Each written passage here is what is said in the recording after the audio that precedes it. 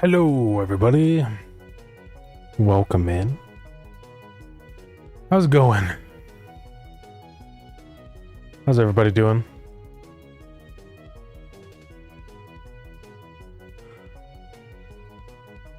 We'll get started here in just a second. Hey, first RB Review, welcome in. Hey, Nepal, welcome in. How's it going? What's been going on? How have you been doing?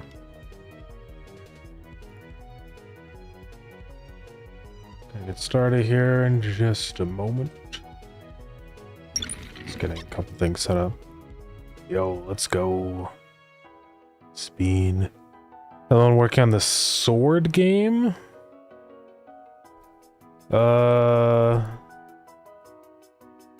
Starground does have swords, but I wouldn't classify it as a sword game. So Probably not. But yeah. Anyway, so I would like to get the visual research tree set up in Starground today. Hopefully we'll be able to get it done in time. Updates due tomorrow. I think we could probably get it done, but you know, I'll be cutting it close. I've already been working on it, so there's not like a bunch more to do, but I just need to make sure it's reliable and stuff, and you know, works on multiplayer and all the usual garbage. So, but hopefully it works out okay. I mean, I think it should be fine on multiplayer. Let me go ahead and show you guys what I have now. So, when you open up the research menu, so I don't know why this bug keeps happening. Actually, I know exactly why it keeps happening. You gotta fix that. Moving around on foot is moving the camera on the research tree. There we go. But this is the new setup, using the same tech that we used from Lured-In. I think it'll work. I actually do really like how it visually just kind of shows you like the relation of everything, because before you don't really get that. It's kind of like, it was just a big list of buttons, and it's really confusing which one is actually like required by the other one and stuff. But this one's super clear. Like, okay, if I want to get oil processing, I need alloying. This is super obvious. And it actually is kind of good from a balancing perspective. Like, I never realized how many researches were tied to oil processing, right? So I don't know, it might be worthwhile looking at breaking up some of these researches into smaller ones, just to make the tree a little bit more balanced, because right now it's very, you know, lopsided. But yeah, a visual tree like this allows us to do a lot of things, because we could also explore doing non-automation research and stuff like that in the future. I wanted to get that done for this update, but I'm not gonna have time, so we're gonna not do that today. My goal right now is to fix all the bugs, make sure it's reliable, works on multiplayer, and that's basically it. So far it seems okay. Like if I start a research here, boom, it shows the little progress bar under it and stuff. Might have to tweak that a little bit though. I'm considering just putting the progress bar down here at the bottom. Instead of like in the tree. That's probably what I'll be doing. But maybe I could do a different kind of progress bar. Like this one's a bar. But now that these are like circular icons, you know, I have a lot more freedom to do other things.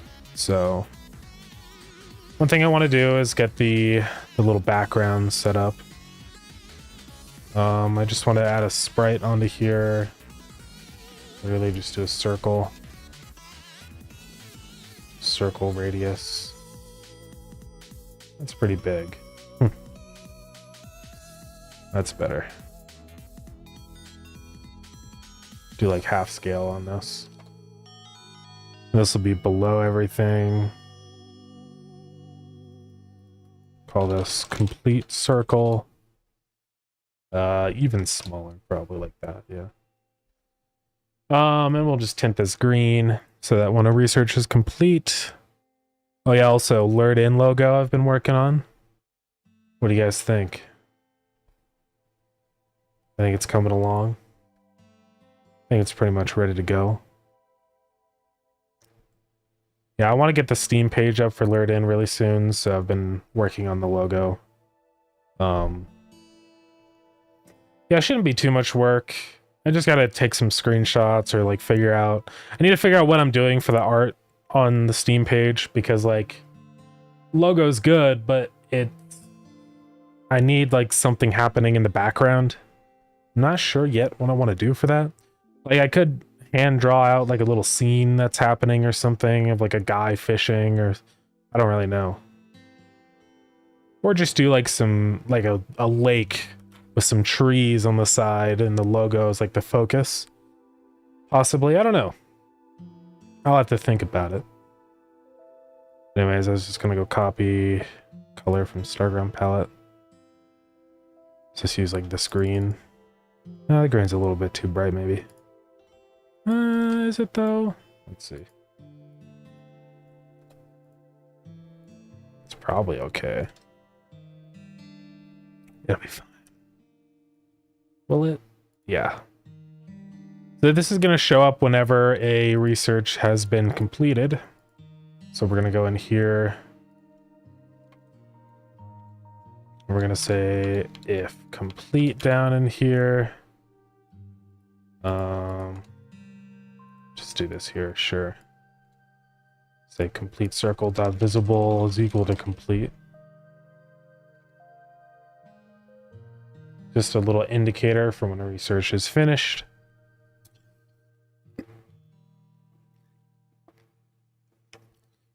Now, as far as I know, I think everything should kind of functionally work the same as it did before. Really, the only difference with this new tree system is just a visual one. It's still got the same guts from the old buttons. And I've just kind of taken that and, well, why is that? That shouldn't be marked as complete. Oh, it's because it never does this. We have to say in ready, make this not visible. So if we get out and go back in.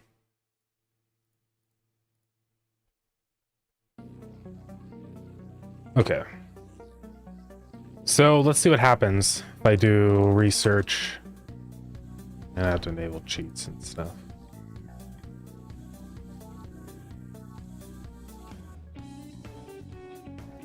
Was it Starground research better automation? Boom. So that's been researched. It kind of works the same way. It shows that it's complete. Has the green. I think the green's a little bit too big. Just drop the size even a little more, maybe 0.15 or something. And I do think it's a little bit too bright. Let's use this green. That's better. So now you can kind of visually see which things are complete now. It should work if I do all the other ones too, like alloying. Starground research. Alloying. Boom. It's got the circle now. And also this line will change to be green too, so it should be pretty easy to tell.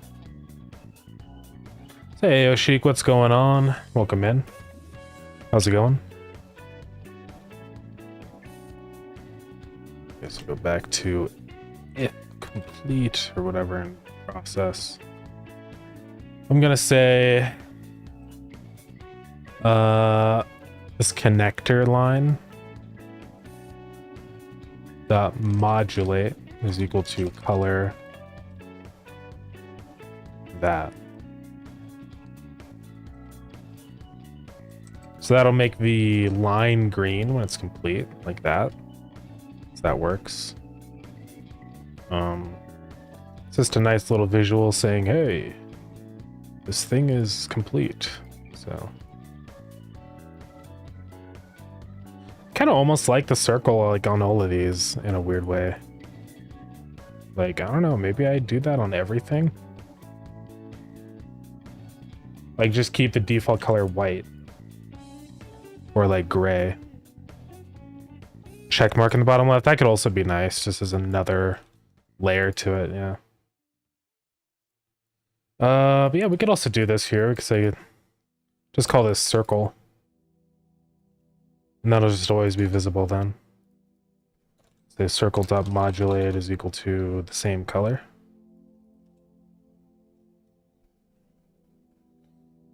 And then Circle.visible is true.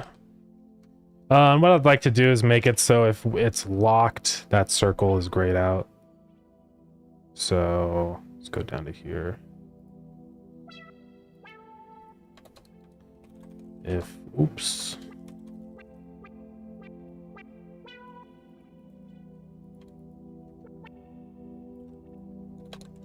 Okay, so if locked, elif complete, then else.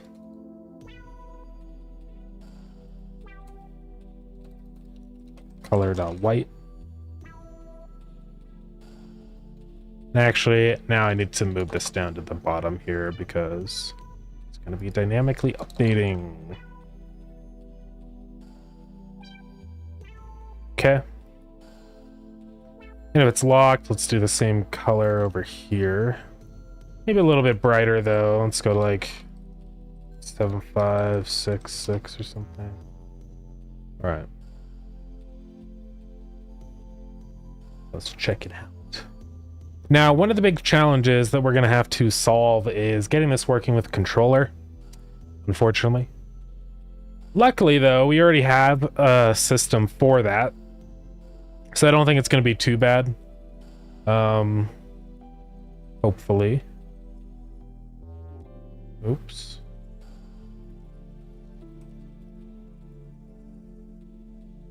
But that's definitely going to be something we need to figure out. We have to, yeah, test multiplayer. Those are the main things. Otherwise, it should be relatively flexible with mods and stuff like that. Sometimes there's a little bit of quirkiness with like the way the icons are. Like, I don't like how some of these are kind of overlapping on each other like this. It's a little dense in here. But it's hard. I need to figure out a better way to position these initially. Because like this one goes over off this way. So preferably I have these ones over out of the way. But it's really hard to calculate all that. Really what I need is these ones to go this direction to get away from the oil processing one. But I think the problem is that it doesn't like... I might need to do like a step-by-step physics calculation kind of thing.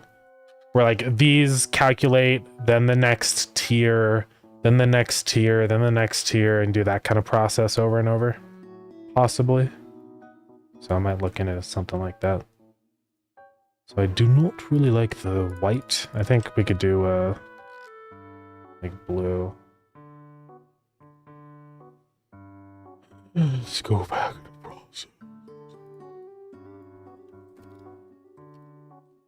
Oops, put a string. Obsidian graph, that's basically what this is, yeah.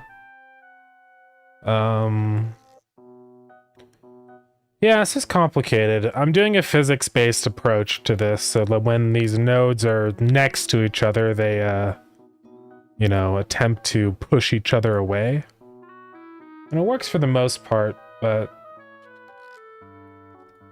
I can see there are some cases where it gets a little quirky, you know. I would like to figure out a solution to those kinds of problems.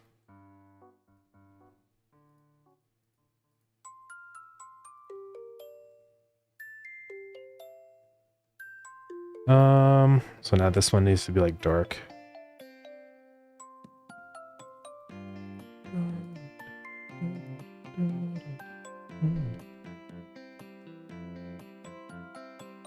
There we go. Just want to imply that these ones are locked. And it is showing that I can start research on these, which is not true. I should not be able to start those yet. Because I have to finish these ones first. I think I just need to have another check. I could just make it so I can't click on them when they're locked.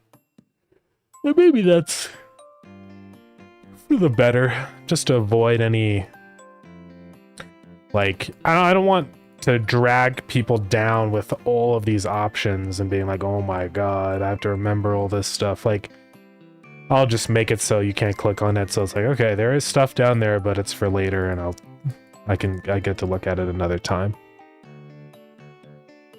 Also, with our little connector node, I'd also like to change the color of that. So here, let's just like make this better. We can merge these two together. So if complete, doesn't matter if it's either of those. So just keep that one as a separate thing.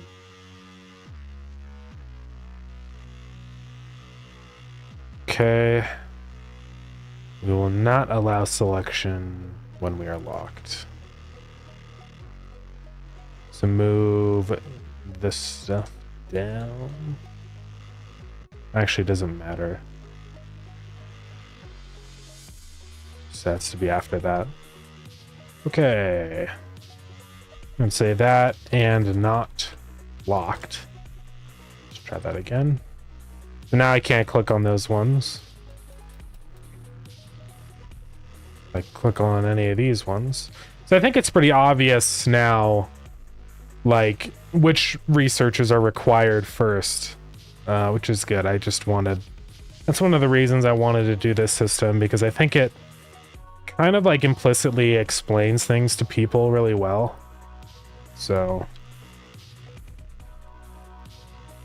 that'll be color.white. And then if it's locked, we're gonna do dot like gray or whatever. Maybe even more than just gray. There's a lot of different grays. Dim gray. That works pretty well. I just want this stuff to be hanging over here so you can kind of like... You get a sense of how much content there is in the game, but it's not like stuffing it down your throat too bad. So yeah.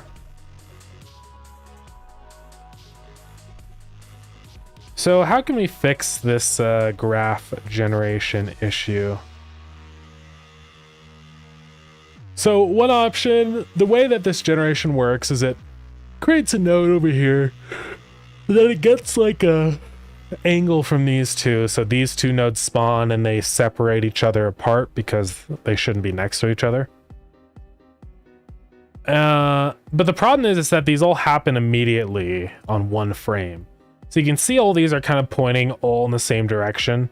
Like what happens is this node gets created here, and then boom, over here, both of these nodes are created on almost the same spot. And then this node creates all of these nodes at the same spot. So I think the issue is that it's just, it all happens immediately, and I don't have the ability to kind of like give them time to configure. So I think that's sort of what we need to do here. So I wish this text is just a little bit larger. The name text.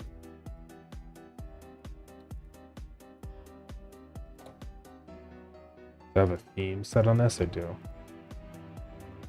Let's do header large. Yeah.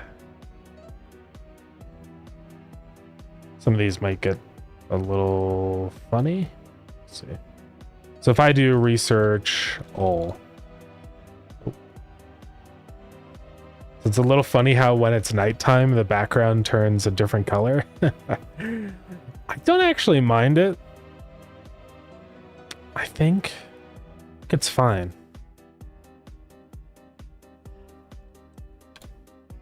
So now all these are researched, we can see. And these ones are infinite researches, so they never like technically finish completely. But essentially they're finished. Okay, so that's just like going over, so that's not gonna work. Let's enable auto wrapping. Don't want this to get too tall, but it'll fix a lot of issues.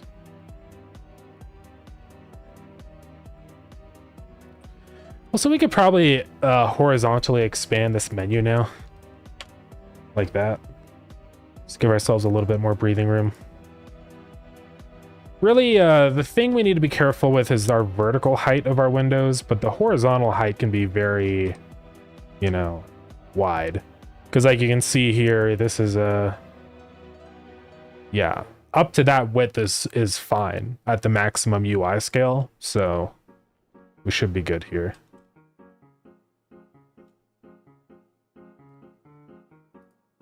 Look at all these nodes. See, I think how we're going to do the research tree with controller is kind of the way we do it with the Star Launcher, where we have like a little cursor. If I turn on my controller, you can see there's a little cursor in the center of the UI, like that. And so you just kind of, you're just controlling this cursor with the controller, and you can hover over the different like researches. And I think that's probably the best way to do it. So yeah.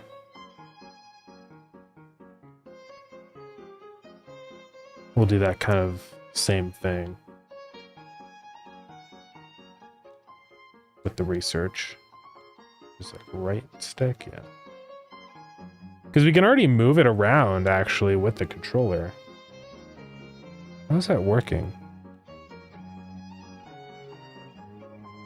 Oh, it's because the controller just uses WASD, or technically, yeah. So that actually works pretty well.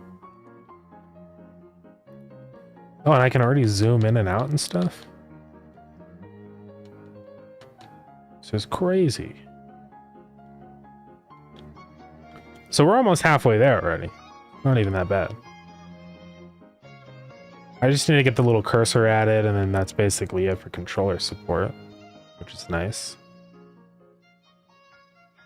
Still need to give these guys more time to configure. But we'll be doing that soon. So yeah, I think what I want to do for the research tree is kind of like a segmented instantiation or whatever. Where we get like a specific like depth. I guess what we can keep track of is our nodes over here. Change that to a dictionary. And then we say nodes at that.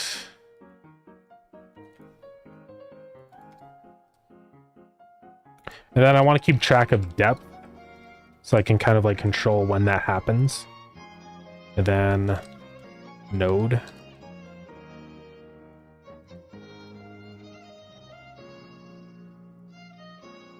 Technically, I just loop through once.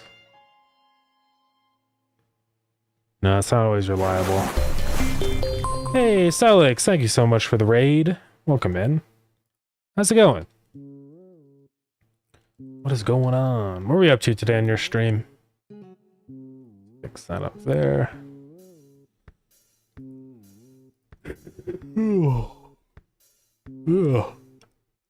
Tired. I barely got any sleep last night.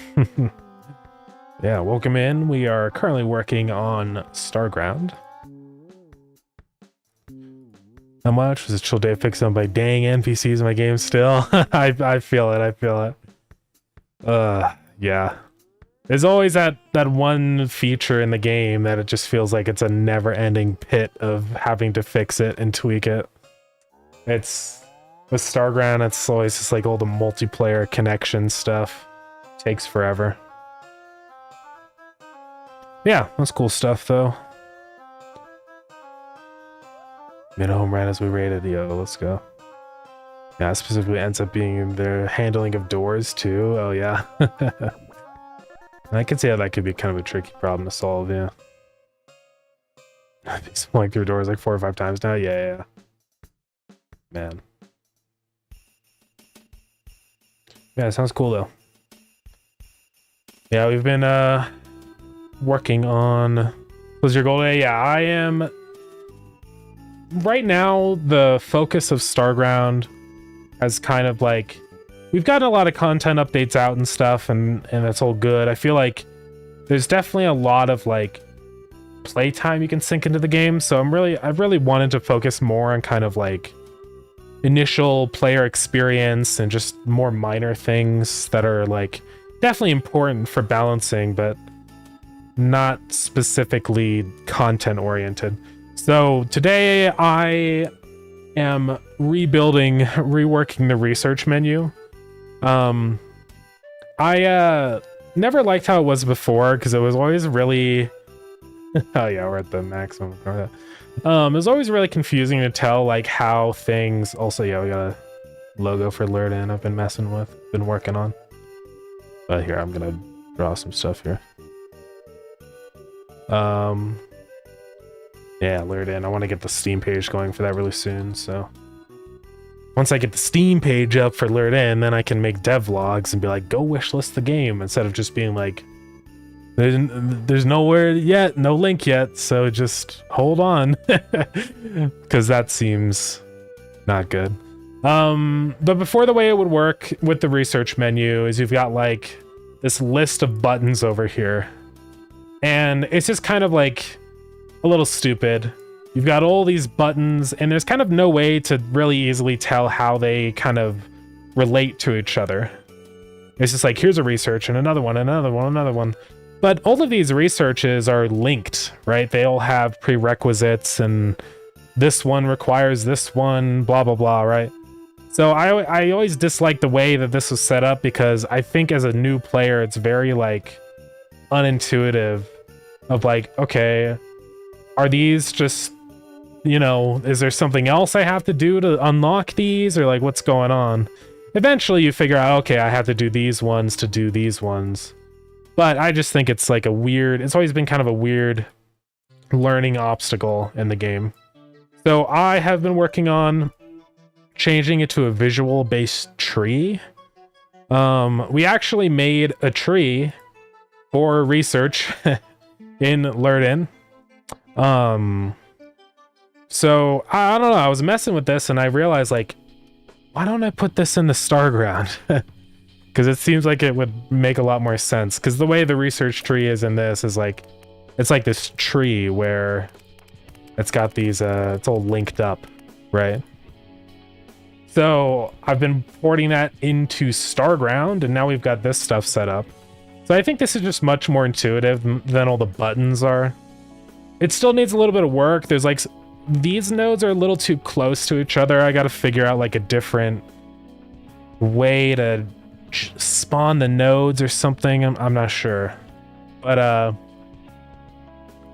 it's coming along, and now it's extremely obvious like how things relate to each other. Like, it's super clear. Oh, if I want to research oil processing, I have to do alloying first, because there's like there's a path that shows you how to get there, right? So I think that's what this is really great for.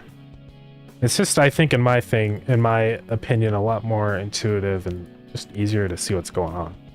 And I like the sense of progression it gives you too, where like you see these things branch off and you're like, okay, I don't have to do those ones, I can, but and like, you know, you keep working your way down through the tree, and then you're like, oh man, I did it.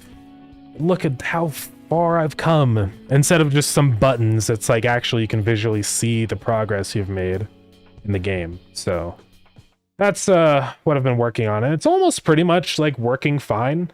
Like, I mean, for keyboard and mouse, it does work. I can just be like, okay, you know, boom, start a research, put down my researcher, and everything just works as it used to. So that's going good. There still are a couple little controller things though that are funny, but we'll be working on those. Like, I should be able to just give myself iron ingots. Yeah, and everything is going. It has the little progress bar here. Let's see if that goes up and stuff. It should go up just fine, but I want to make sure. Okay, so it seems like it's not going up. I'm not sure what code I changed that would make it not go up. Might have just accidentally forgotten to include the part where the bar actually progresses, so we should probably fix that. But yeah, anyways. So I love having multiple projects. Yeah, I think it's always really nice to have a side project, because there's so many things that I keep transferring between them, and I think it's great. It's nice because I have a lot of like pre-existing established stuff in Starground that I've used kind of for the framework of Lurden and Deadlift. But also there's a lot of stuff now from those games that's cycling back into Starground. So it's like it's a self-feeding loop or whatever. Nice, we did a research tree. yeah. Get it ready for tomorrow. Yeah, tomorrow is for Starground. There's 2 things happening. I think since it's tomorrow, I can show you guys. There's the Flash Game Vibes sale, and also the Two Left Thumbs publisher sale. So I'd really like to get an update out for these 2 things. It's actually really convenient that they both overlap on the same day. But yeah, hopefully we can get it ready. It doesn't have to come out right at 9 a.m. tomorrow or whatever. Like, it's probably okay if I work on a little bit more tomorrow also, but I'd like to do it though. But yeah, anyways. Are the other branches hidden until progress? Yeah, so once you finish these researches, then all of these other ones unlock. So if I go ahead and research Starground, research alloying, boom. Yo, thank you very much. Let's see what it was in just a minute. Twitch likes to do their funny delay. But you can see now that we have this researched, all these other things are available for research. All of these researches are already in the game. None of this is work in progress. So, yeah, I think it's working pretty well. I do need to add some more like camera clamping so you don't end up like going way out of bounds like this, because it's a little weird. You mean those other 5, like these ones here? These are all available for research as well. So yeah. These just don't require any other prerequisites down here. I can just start any of these whenever I want. So I need wood, stone. I can go ahead and just start it. Like that, boom. But yeah. We're just gonna have a big, huge dream project in the background, a bigger daily project, and then do small projects for brain cleanses every now and then. Yeah, I think that's a really good way to do it. Yeah, I like doing like game jams every once in a while. Then I think having like Lurden and Deadlift kind of concurrently with Starground has been really great. So yeah, so far things have been good. So why do they not have big branches? They just don't have a whole lot of research that depends on them, right? Like, all of these are just kind of early game, like, finish out this research and then you're done. But a lot of these other ones, a lot of things do stem from oil processing. I think I would like to do sort of a rebalance to some of these at some point, because it is a lot. I would like to, yeah, like take some of these researches out of here and make them depend on different materials so we can build the branch out, you know, on the other side a little bit more. I definitely do think it's pretty lopsided right now. That's also another good thing about this tree so far. It's been kind of a good visual representation of the way research goes in Starground. So it's been nice to look at this and realize, like, okay, I can clearly see now that these things are a little bit too dependent on oil processing. I should probably think of ways to kind of balance the resource load better. So, but yeah. And Starground will always kind of have a deep linear path because a lot of things are dependent upon previous things, but I would like to I don't know, balance this a little bit more though.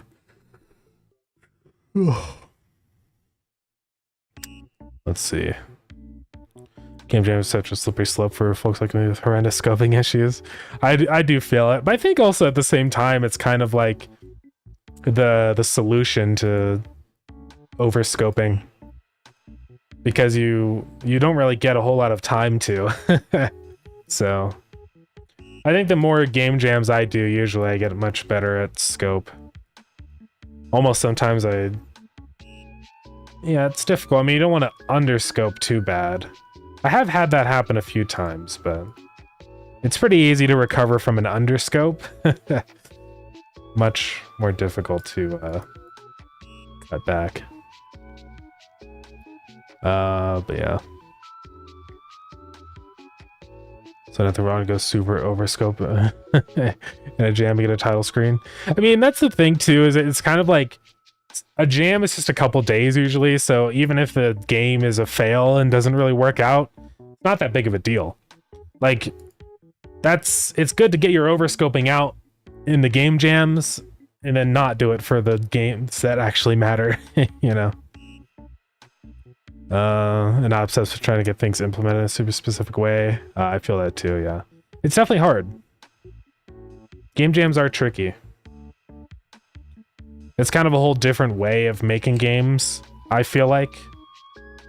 Like, it's just ultra focused on the absolute minimum, what is necessary to make a working project versus, you know, the bigger picture that you have to think about with a larger project. Like, kind of like, what is the narrative you're creating and the fantasy you're fulfilling and stuff like that. It's a lot more design work, I think.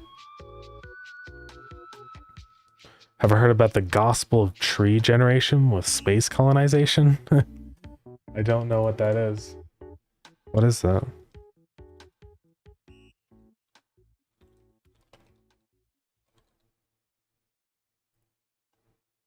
I feel sometimes I should have stuck to jams so I could reliably complete things. Yeah, I mean, I think, I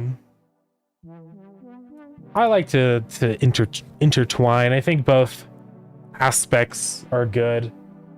I think it's really important to work on longer things, because I think what you get out of that is like the skills related to that are like disciplinary skills, like being able to work on one thing for many months or years. If you only do game jams, I think you kind of like, you don't have enough patience for something more serious. So I always think a mix of everything is the best. So, but yeah. Also for me, it's minimized full lifetime of game dev. Something from idea to a product. Yeah. Product being you upload in the final results to jam site. Yeah. Yeah, I think it's all good. There's really good things you can get from both sides. Is this what you're talking about here? Generating trees with space colonization algorithm. I mean, this is pretty cool. Yeah. I'll have to look at that later. I'll say, hey, Brown Hounds, welcome in. How's it going? Yeah, because this for the long term is a good thing. Yeah, for sure. Good balanced way to look at things. Yeah, I think it's... I mean, also at the end of the day, I think the most important thing above everything else is just having fun with it. Like, if you're having a great time working on a long-term project, then I don't really see any issue with that. And likewise, if you're having a great time just doing a bunch of jams, I think that's cool too. So I always think when it comes to learning, I get so much more out of learning when I'm actually enjoying it, the process, because that motivation goes such a long way. And just like, you think about things more, you remember them better when you're having a fun time because you want to do it more. So I always think the best way of learning is like, I mean, of course, every once in a while there's going to be a difficult issue you run into and you have to kind of buckle down and figure it out, even though it's not fun. But overall, I think the ultimate goal should always be just having a fun time. So Good, thank you, sir. Nice, yeah. Doesn't actually get every vote that name. Yeah, there is apparently.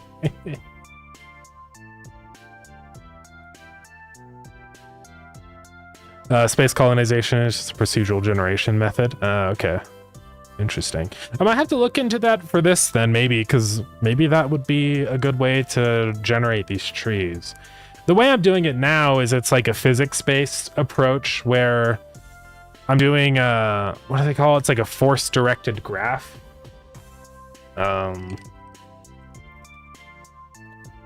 It's kind of these nodes like want to push themselves away from each other, so it kind of naturally forms like a tree structure, kind of like this.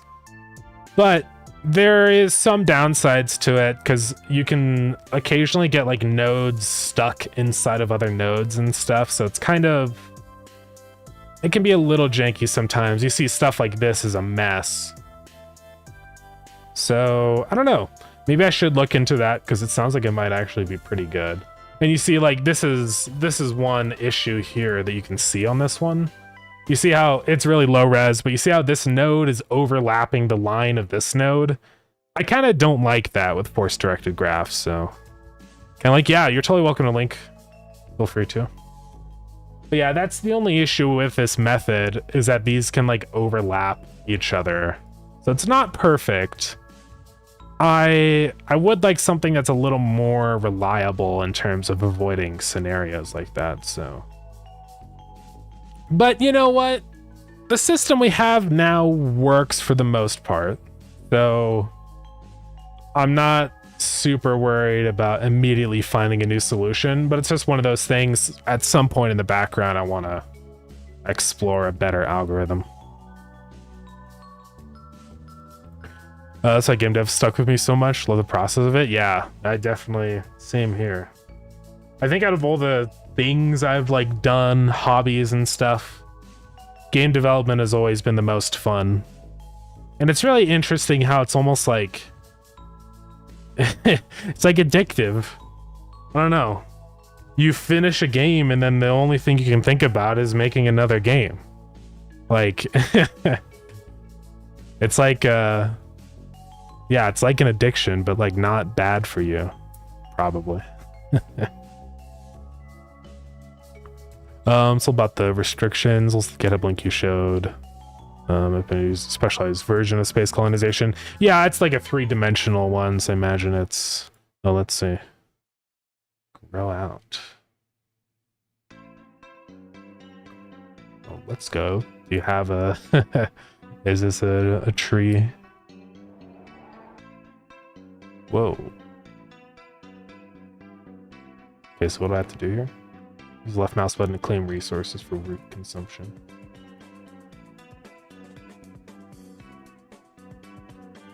Oh, is this a resource? Oh, I can drag. I didn't realize. Oh.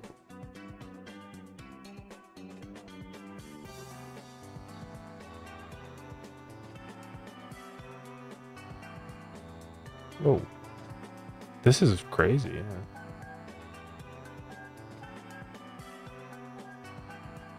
Oh, I see. It's like, yeah.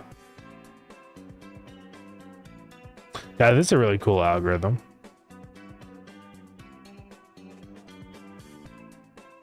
Neat.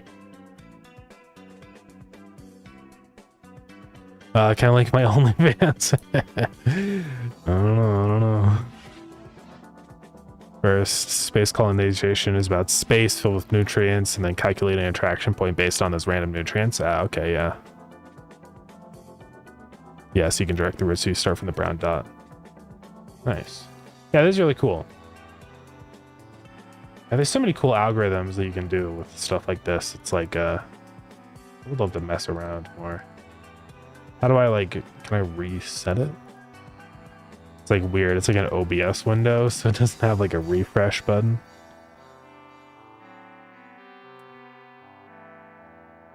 So yeah, you can just drag out like this. Okay, okay.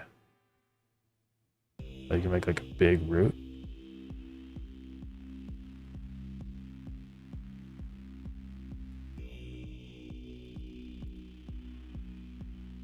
Yeah, this is pretty cool. I guess I can just keep growing out if I want. Are these like separate roots, or are they all... Ooh. So they're all separate like root nodes, aren't they? Are they? No, you have to like capture them first, don't you? Yeah, now I can grow this guy out.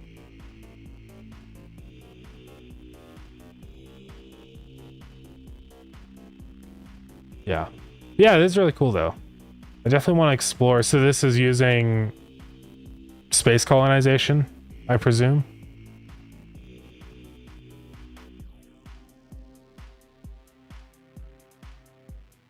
Yeah.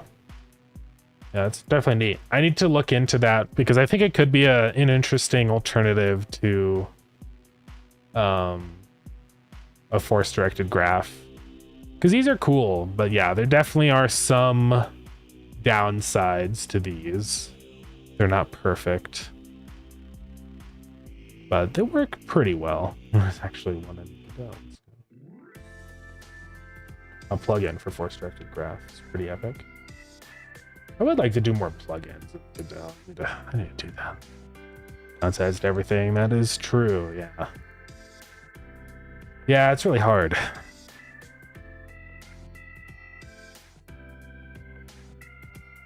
One's a stake tool that fits. That's true. That's true.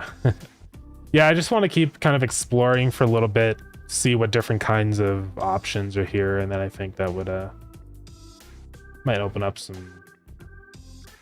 Oh, maybe there's one that works particularly well for this application. So, even a simple rule machine can do some nice trees or roots. That's definitely true. Yeah.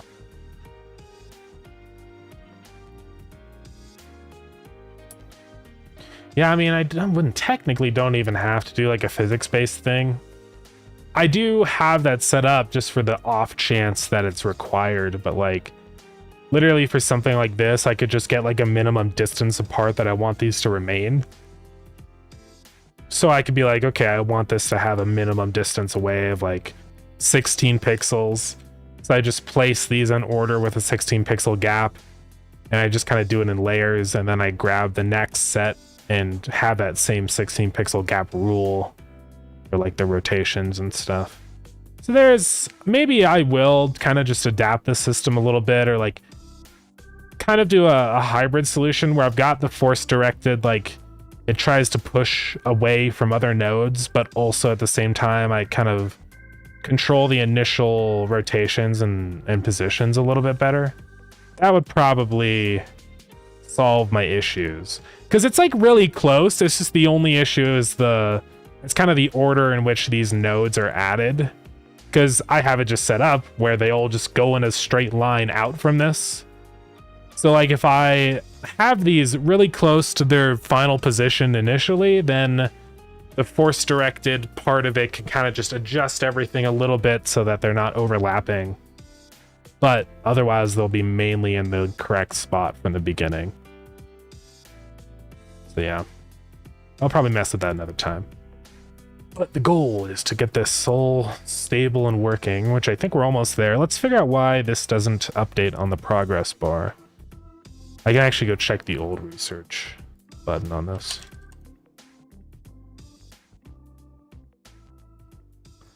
I fell in love with space colonization when I first saw it in my bachelor's thesis about making a random Metroidvania level labyrinth with a combination of space colonization and maze algorithms. That's really cool, yeah. That's awesome. Yeah, I love algorithms like that, like ways to generate things that I think are always really interesting. Noise algorithms are always really cool. There's so many different kinds of noise, it's insane. Like, it's really neat. Love how there's a noise for every application. And like blue noise is great because all of the density is like equidistant from every other dense spot. Yeah, Perlin is great for like terrain generation. Then you've got like Voronoi noise, and there's so many. It's wild. Yeah, I've had a really good time using noise in shaders. It's been really cool to mess with those. A lot of the shaders in Starground basically just utilize a bunch of noise textures to do things. Like you can do it for water and any kind of distortion and stuff like that. It's great. It's really great for adding a lot of like variation to things. Like this water is using noise textures. I have multiple set up. This is a Voronoi texture for like doing the pattern, and then another Perlin on top of that doing like the distortion. And like if we go to the dungeons, it's kind of like a similar setup too, where they've got this oh, I went to the same planet. I don't know what I'm doing.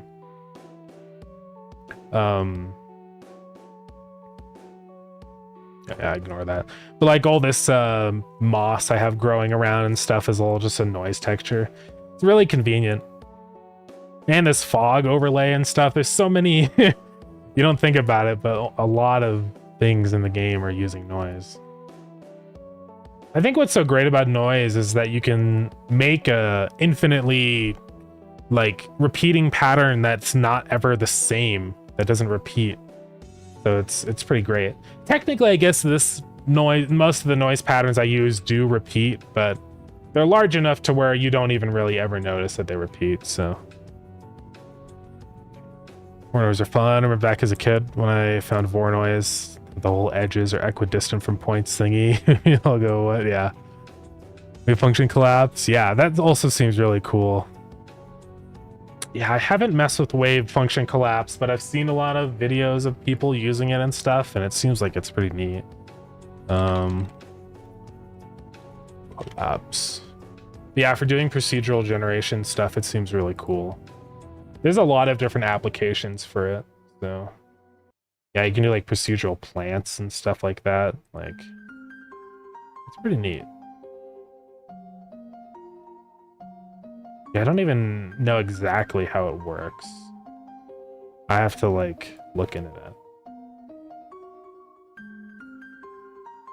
But yeah, I'd see a lot of applications for it.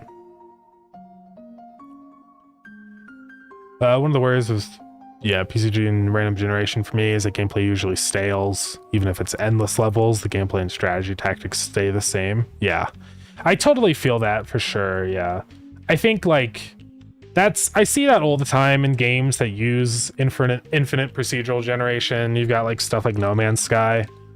Like, No Man's Sky is fun and all, and they've definitely improved the game significantly since launch. But it's kind of you have unlimited planets, but also you don't have unlimited planets, if that makes sense.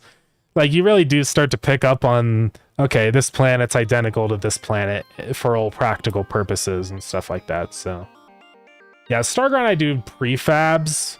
They do eventually get stale also, but I think it does help a little bit because I have a little bit more control over like the way the rooms are generated. So I always like kind of doing, again, a hybrid approach. I think doing like procedural generation with like layouts and then filling those in with more user created prefabs and structures is like a good way to do it. Because it just gives you, it avoids a lot of the headache you get with procedural generation, where you get like weird issues where things are just like broken or aren't very playable or fun, but still get the benefits. So been like off and on thinking about for years how to design and describe a game where the actual verbiage of a game is procedurally generated. Oh yeah, that'd be crazy. Yeah, you could go really crazy with it. Yeah, it's hard. It's a cool, definitely it's a very cool mechanic and procedural stuff, but also it's kind of like a beast that you have to tame. Sometimes it sort of has a mind of its own and weird things happen and you have to constantly add in fixes for those weird events. So it's definitely hard. Yeah, they're all pretty much the same. Yeah.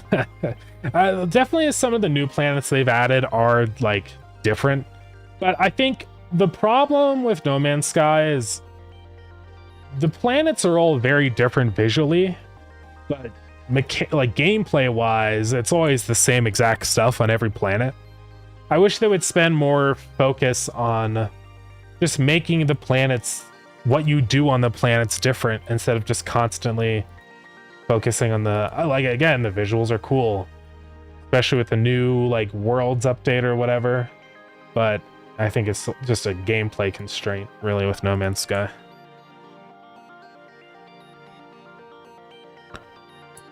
Templated PCG, works well. But not like square boxes levels, and yeah, that's fair. It all has pros and cons. One of the nice things about procedural generation is it does save you a lot of time. If I were to draw out a new dungeon every single time manually for Starground, it'd take me 20 years to finish the game. So yeah, like with everything, I think it's always just depends on your use case, there's pros and cons. So I always think it's important to kind of think about, like, what do you actually need? Like, does a system make the game better? One thing I always see a lot of games do is they add in infinite terrain generation. And like, you can, it's not super particularly hard to do, but I think the important question that nobody seems to ask themselves enough is like, is it actually worth it? I don't know. Because I've played a lot of games where like, I just play in the little initial zone and I never really feel a need to explore past that zone. Like even with Minecraft, right? I only stay in like 1,000 by 1,000 block area usually. So yeah, because like with Starground, I didn't bother doing infinite world generation. The world generation is procedural, but it's limited in size. Because I just don't think infinite worlds would actually benefit the gameplay. And also it would be a technical nightmare with multiplayer, so. But yeah.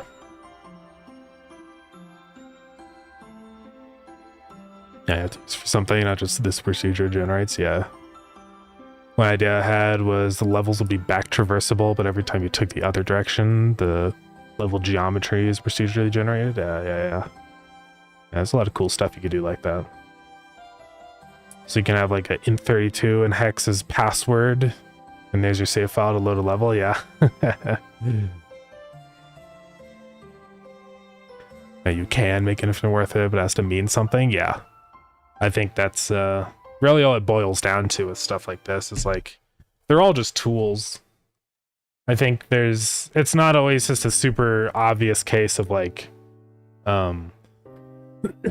this thing is always better than this thing. Yeah, I think it just really depends. Also, I think I'm noticing something with the camera here. If we go out of the research menu, walk, and then go back in, yeah, the camera's still moving when the menu's not open. So I'm gonna go ahead and say, yeah, add a few more things here actually. If multiplayer authority, turn that. And also, I don't care if this is visible in tree because it's always visible in tree. I need to know if get parent dot owner is visible in tree. Or I can just say owner, I guess. It doesn't really matter. So now, when I get out of here, oh, it still seemed to move though. And I can't move at all. Weird. Oh, if it's not visible in tree. There we go. Now if I walk around and move, yeah, we're good. Okay, so that's one fix. I also need to make it so that the player can't move around when you're in the research tree because, well, I keep moving. So it's sort of a problem that needs to be worked out. Let me try my controller again. I want to see if, yeah, it's the same issue with controller, so. How would we fix that? I know I have solutions to that on other menus. Let's go look through the player scene and figure out which ones do that. Because like here, if I open up, let's see if we can find one in here that does that. Maybe I don't. Seems like I don't. But I do for certain buildings like the Star Launcher. So I guess I just need to add check onto that for the player. Or I can even just do like How would I do this? Whenever I open up the research menu.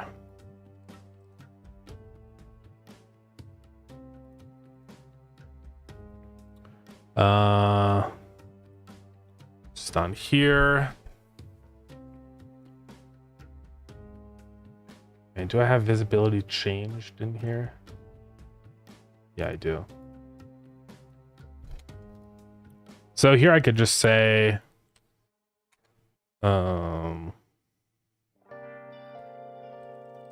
like whatever it is, owner.owner. What's the player thing I need? Input block, or it's like can move or something.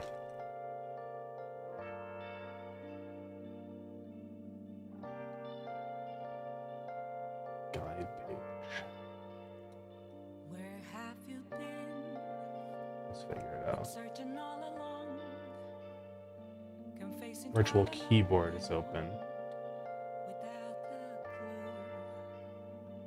without a sign. Movement lock is the one I'm thinking of.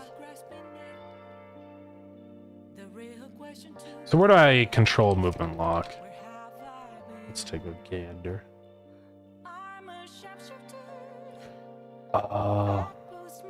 Ooh, did I not do it anywhere? That doesn't seem right.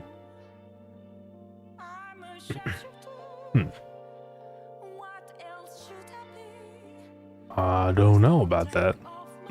Little odd. Well, let's go ahead and just try it.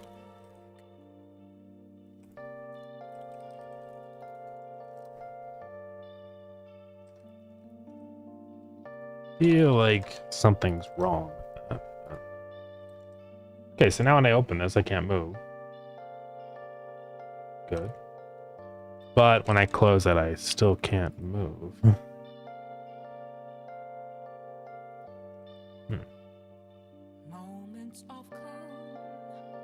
See, because visibility technically didn't change. It's a little weird. Let's figure this out. Excuse me. Where is visibility changed? Oh, that's just at the... Okay.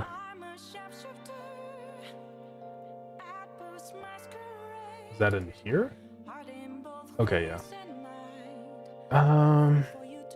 Because visibility in tree has changed. It should be doing stuff. Let's print out in here. Oh, it's because I'm stupid. I had to say is visible in tree. So now I can get in there. I stop moving. Yeah.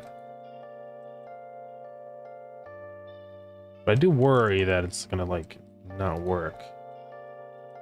I don't know, it's probably fine. Alright, I'm in creative mode. So it works there. How does it work in the Starlock? So in here I have, I'm pretty sure I have a variable that's can move. Player can move. So okay, I just say can move is equal to that. Interesting.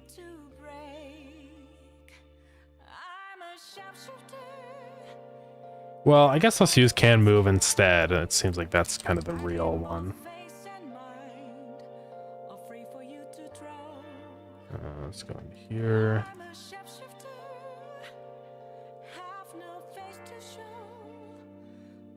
So hopefully this works. Let's see what happens. Oh, so there's obvious ways to get around it, and now I'm stuck. Oh, unless I just got it backwards. Oh, duh. That would probably fix it. Okay. So yeah, I think that seems good now. Because yeah, that should be called like immediately as soon as I close the UI or whatever, so I think we're good to go now.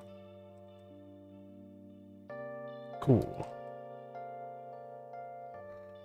All right, we are almost there. Let's figure out the progress bar now. So let's go into our research button. I know this code in here for figuring out the progress. Yeah, progress bar, values, final progress. Do I not have that in here? I do.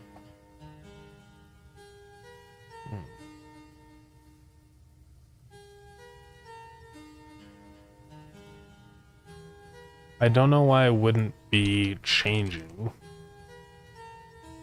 Go ahead and print it out in here. Load back in.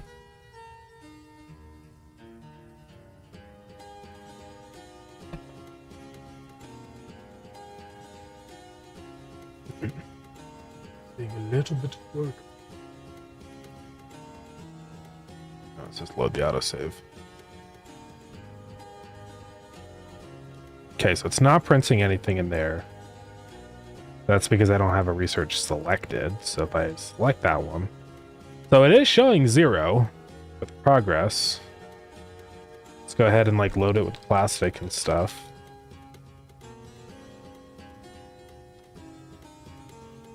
Unless the way I calculate it, that would be stupid if that was the case, but... Okay, so it did actually increase my progress percentage.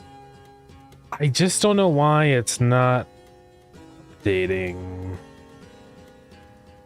Really weird. Unless somewhere I'm like resetting its progress back to 0.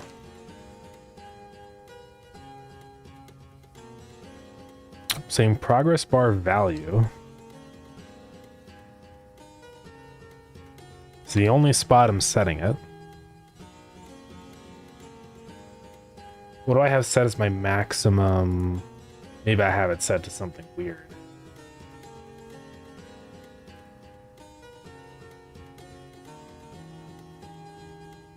Max value is 100. See, I don't think that's right. Pretty sure that should be 1. Okay, so I think that's all it was. It was technically working. It's just a stupid mistake. I don't know why it was set to 100. Seems a little odd. But seems fine now, so...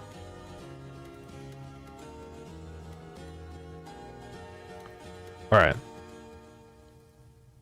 Next thing I'd like to do is do some z-index stuff. So it'll always be 0 by default. And then if we have it selected or hovered, really.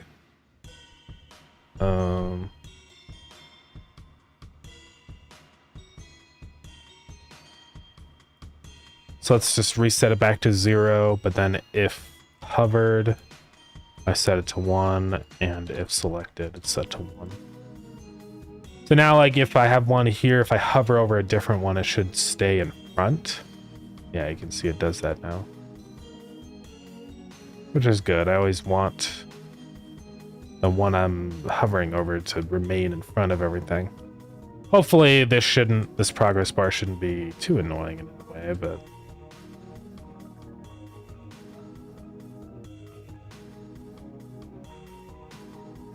It's like hovering for some reason, like if I have this one.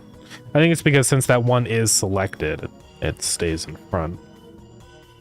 So I'm actually gonna double increase the one that's hovered.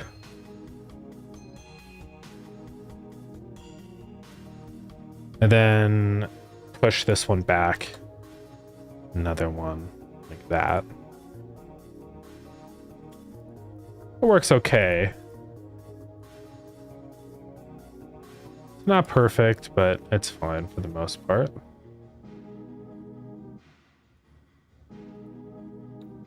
I'd like to increase that scale a little bit more. Maybe even lerp it instead of just snapping like that. Also, I think I'd like to change the scale depending on my zoom level. Because when I'm like zoomed in, it's fine. But then... So here, I'm just going to calculate this value up here called var like zoom factor. And that's just going to be this guy.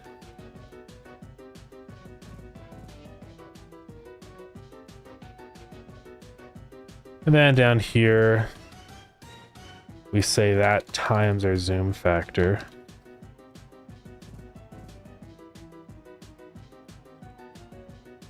Whoa. Hold up.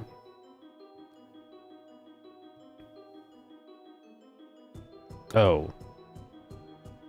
0.2 times zoom factor. Then 1 plus that. So now, when I'm zoomed in, yeah, I have more control over it now. Let's do like 0.5. Okay, not nearly enough, clearly. 1. Yeah, so now like the amount it expands is always consistent. Let's do 2. So when I'm zoomed out and I'm hovering over these tiny little icons, it's just a lot easier to see what's going on.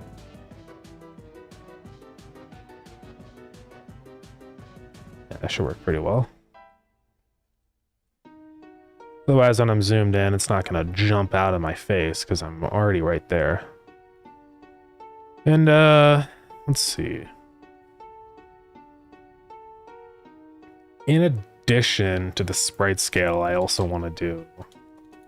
Let's just do this.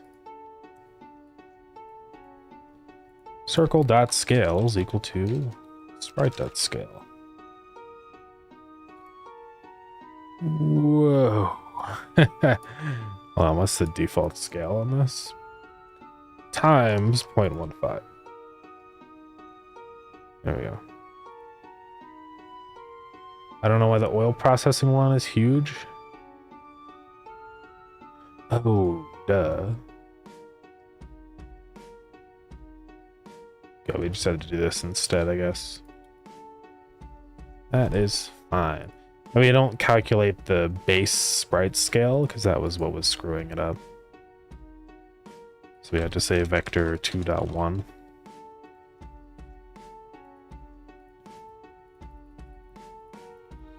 Can I skip ol? Okay. Holy crap. So let's see, it's 1. Oh, right, this should be 0.15. Let's try that. So now that also scales according to my zoom level.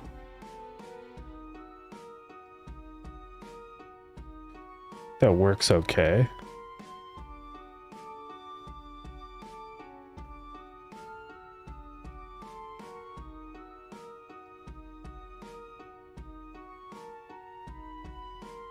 Man, I kind of only wanted to do that when I'm hovering over it, though.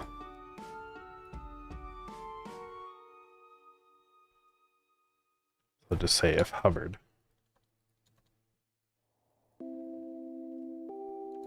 Otherwise, it's equal to vector 2.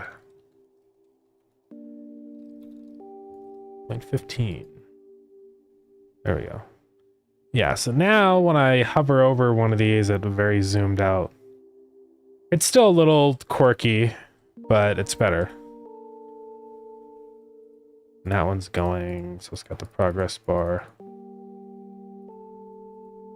And these all have sounds associated with them and stuff, so. Okay, next thing is getting the controller working. We have to do the same setup we did over here with the Star Launcher.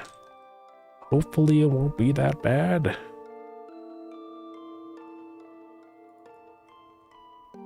Because you can see in here, camera has this little texture rect, and that's our like cursor node or whatever.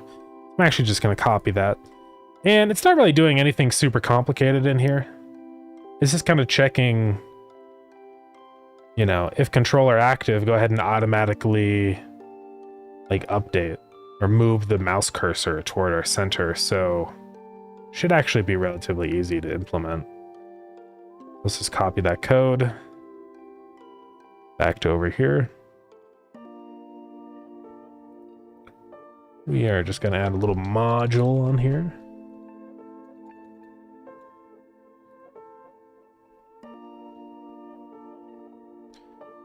So now what we're going to do here is say get closest node.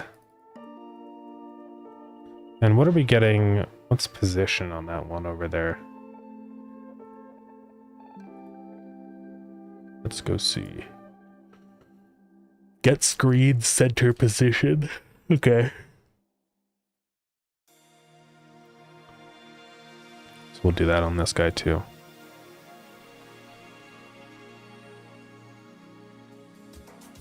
And closest to this is going to be research node.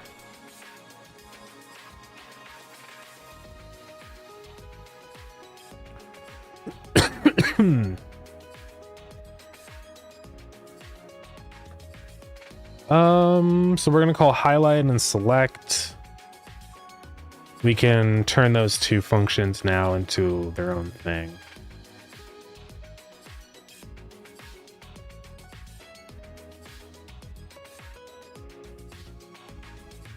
Let's see, we can just say var last hovered node.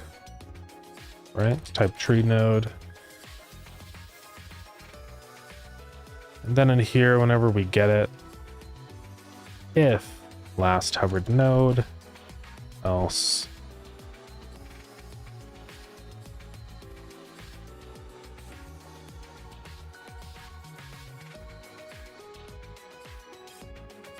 Then now we say closest dot covered is true. Closest dot selected is true.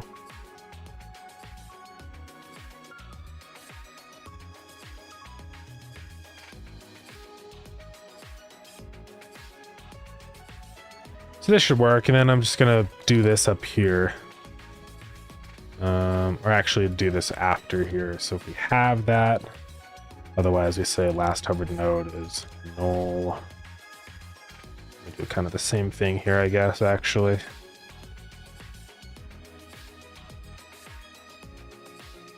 Kind of like that.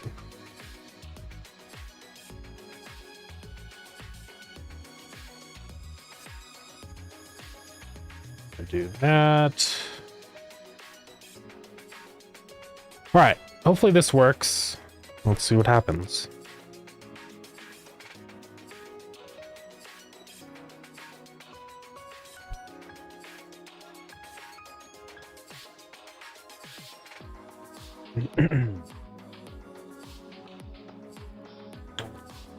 Let's just continue the autosave. And let's see what happens. So we go into the research menu. Everything is dead. And that's because closest was nothing.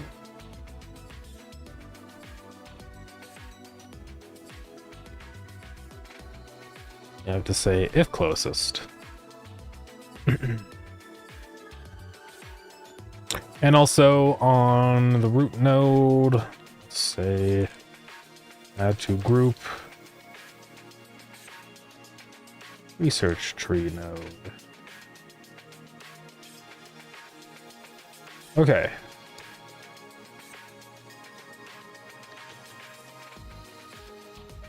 Let's try this again. I'm not seeing it select things. I didn't add that yet, but here I can just paste it. And now we should have it here. Don't know where it is. I have to like set it in the center of the camera or something. Let me go see how I did it in the Star Launcher. Position is 0. I probably just had to set the index really high. Oh, it's already really high. Oh, I have to relaunch the game. Yeah. The actual cursor sprite doesn't technically do anything. It's just a visual, so it doesn't really affect anything. But if I wanted to, I could change the way all this works and kind of use like an area 2D to detect when I'm hovering over one of these nodes instead of doing like a distance check. It's possible. Okay, this is still not happy. Oh, because I said size.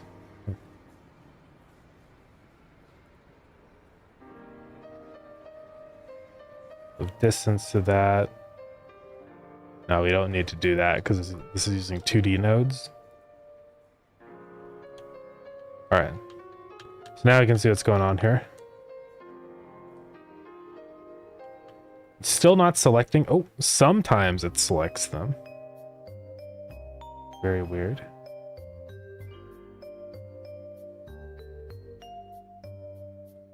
I can't tell what it's doing. Oh, that's just my mouse.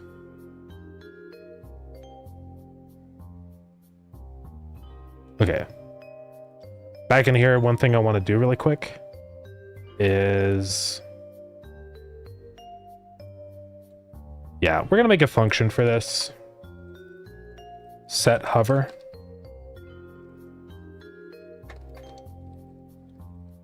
If status, play hover. So now on this, when I do the mouse cursor and stuff, I can just say function connect set hover. And or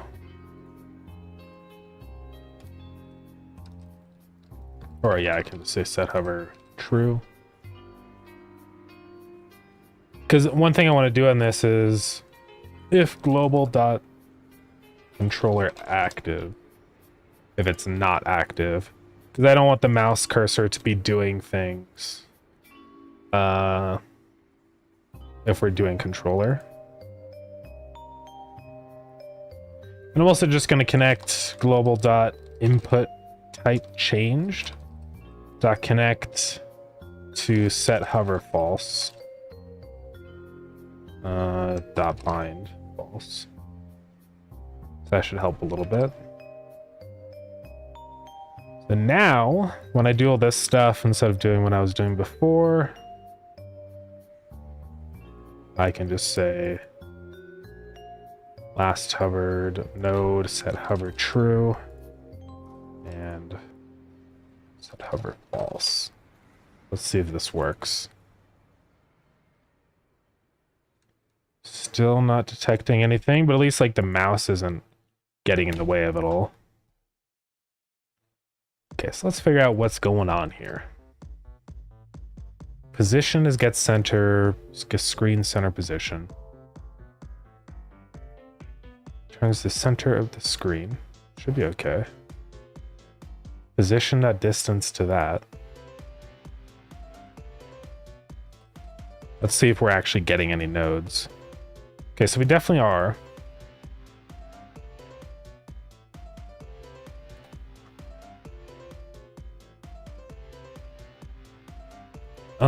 Let's see if we're getting to this point. Okay, we clearly are. Oh, but that distance is huge. That might be part of the issue, at least. Should be 16, I think. Yeah, so right there, it should be running that code to highlight it. Oh, and I'm setting it to false. That might be part of the issue.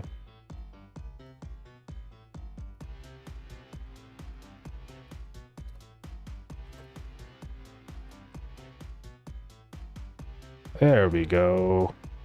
Now it's not setting them to go back to false for some reason. Let's figure that out. So every frame, if we have last hovered node, it should say set hover false.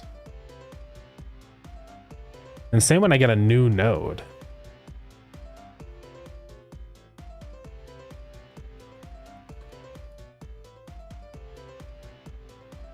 Oh, and mouse leaves, I think you kept set hover true. Oh, I did.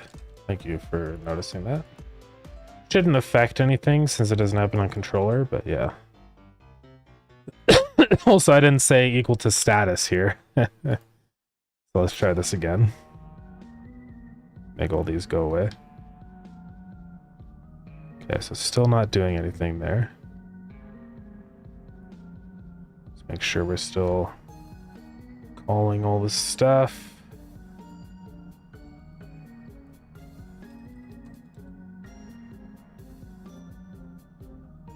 Okay, it is calling that code.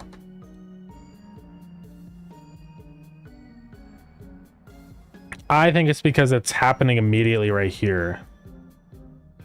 I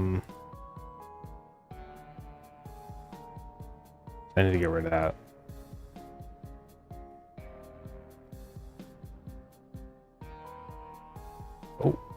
Oh, there we go. Look at that. Yeah, this is the behavior I wanted. So it'll do hover. We just need to do select now also. And we should be good to go.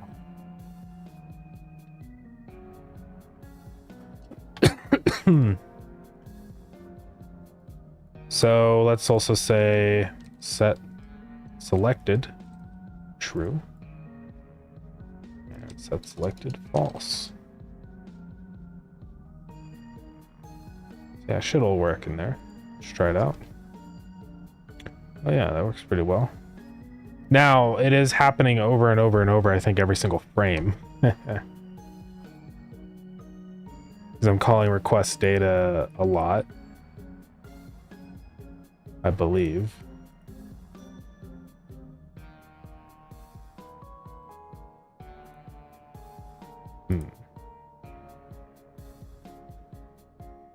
Yeah, it dropped to 47 FPS. Hold on, let's check the profiler.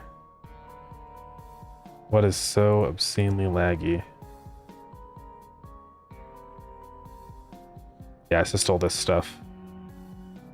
Set selected. Request data. Set research. But I thought it shouldn't be calling that if I... Maybe there's something not good here. Because request data...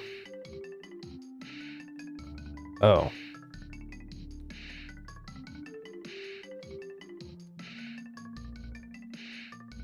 Yeah. So I only want to do this once whenever I actually enter into this. Shouldn't be that big of a deal. We just have to say as long as it's not already selected.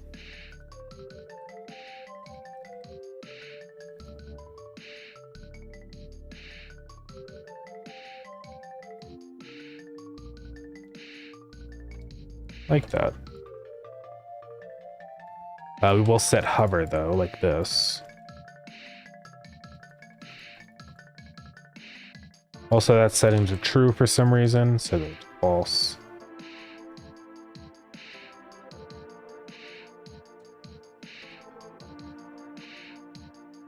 I think every frame it's being set back to not being selected. Let's go look at that. I can just kind of ignore that, actually. Because I think when we say set selected true over here, also for some reason I said false, that's... I don't know what I'm doing. There we go. Still really slow. I thought I said don't do it if it's already selected. Oh, I guess it's because it gets selected to false immediately here. So...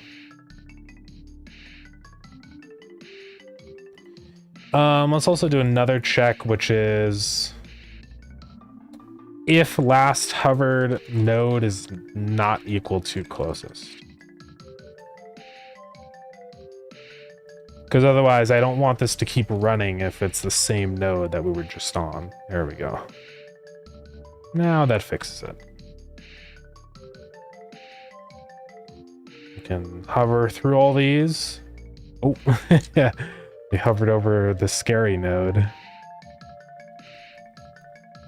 Say if return. Same with here.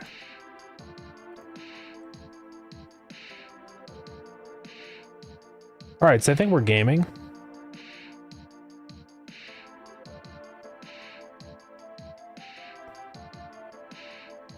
Yeah, this is a good way to kind of do it with controller because all we have to do to start this research is just click. We don't have to like navigate over on the right. I just tap and now the research has started. Because the mouse, the focus will always be on this button over here on the right. So it's actually a good way to do it.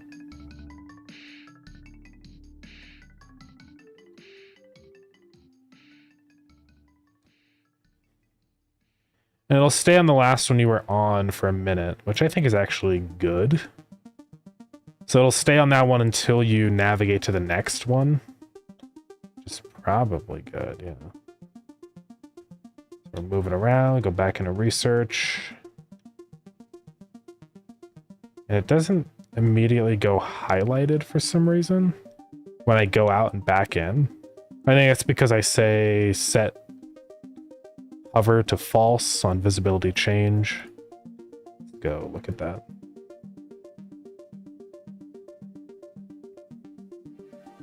Wherever that code is. It's not a world, is it? I don't really know where that code is.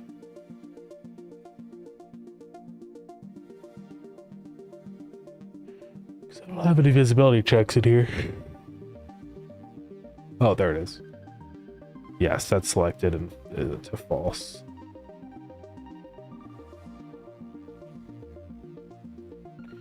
Actually, I don't even really need to run that code, to be honest. There doesn't really seem to be a reason to. Yeah. So nothing should be set in here. I want to make sure. Like, okay, that's not started. Let's say, okay, now it's started. If I get out of the menu and I keep tapping, it's not gonna like make it do stuff, right? Yeah, it looks like we're okay. It'll only do it once I actually click in the menu. Just want to make sure I don't have any weird problems with that. So I think that's pretty much it then. There's things that I can just skip processing when they're not visible.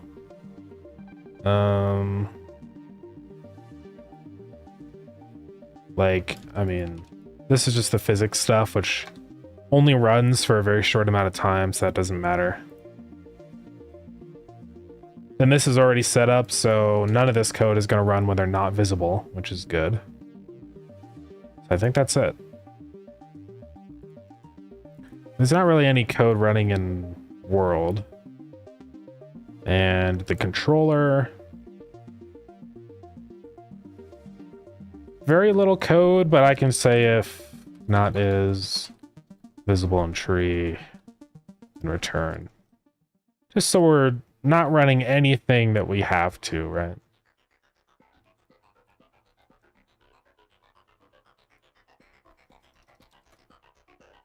Also, I like just to do this check, which is also stop it from doing stuff if we're not the multiplayer authority. Because I don't want any of these other nodes to do anything.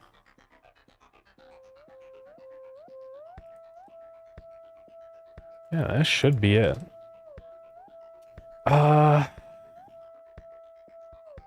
So controller is good. We can navigate around here, look at all our stuff.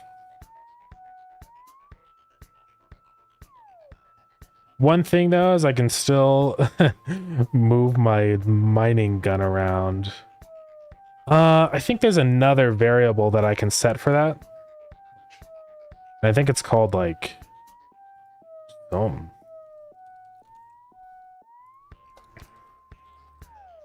can input or something. Something like that. Can interact. I think. Let me go down to where I set like rotation is equal to server.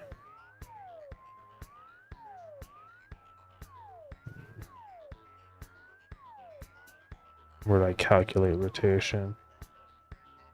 Go to point. It's probably okay. Is authority? Maybe like cutscene lock or. Let's look at what we got here.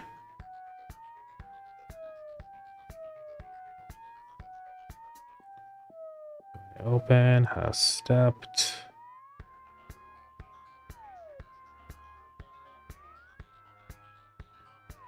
Okay, so we have cutscene lock, can interact, and movement lock. Let's go ahead and say can interact is false. Just to see if that does it. I don't really know if it will or not.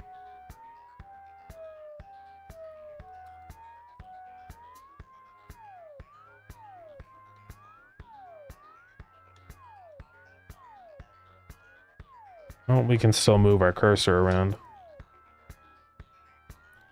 But on keyboard, does that stop it?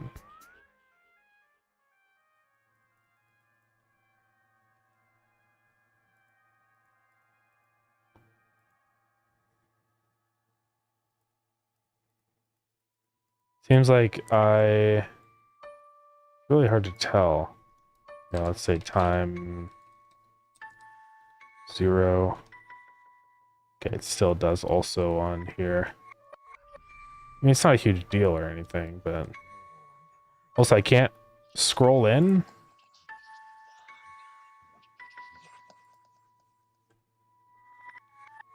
Also said request data on an object of type null. I don't know if that's real anymore. Oh, now I can scroll. Weird. A little quirky. Also, I want to set a good default zoom level on this. I feel like around 12 is pretty good. Maybe we decrease it a little bit. We go to like 8.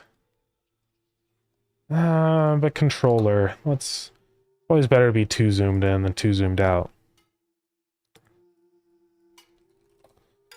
Okay, last thing now is we just say this is equal to controller active. So it doesn't show up on have to relaunch. We're almost there. I know I keep saying that, but it's true. Just little weird minor quirks we have to fix. But like it's all functional, so that's the big thing.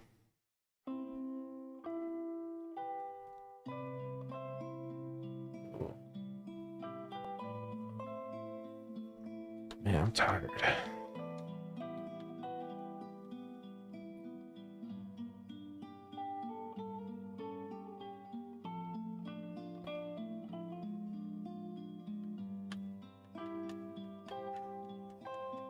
Oh, okay, so yeah, this seems to be working pretty well.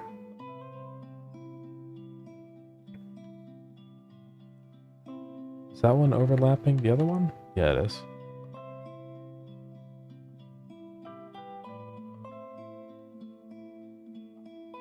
No errors are being thrown.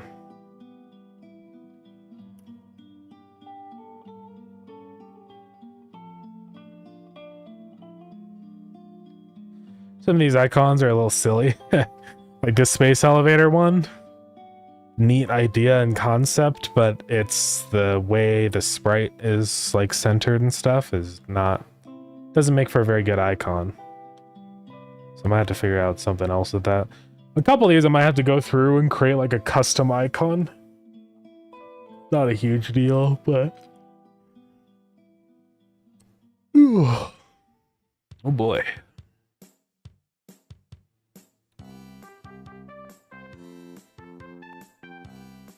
Yeah, I feel like structure shouldn't be like a oil prerequisite. Should probably change that one.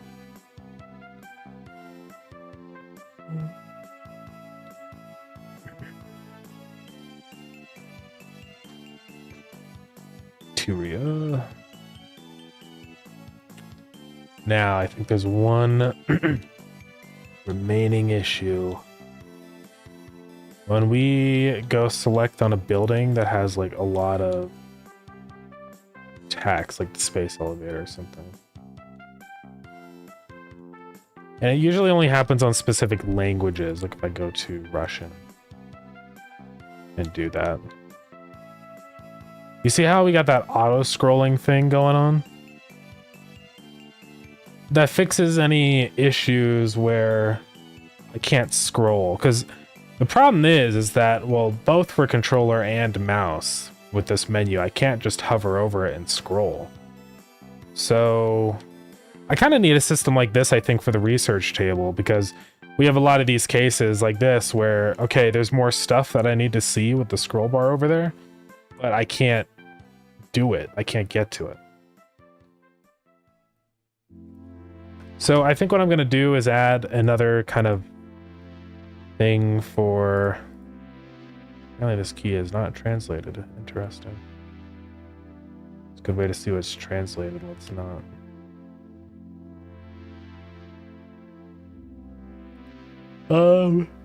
Yeah, I'd want this to start...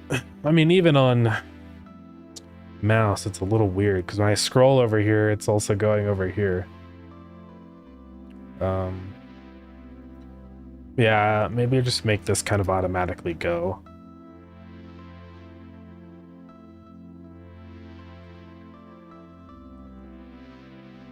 At least on controller. So let's go over to here. Let's go to our unlocks scroll container. And I don't know how to check if I know it's... How do I know if I need to scroll or not, I guess?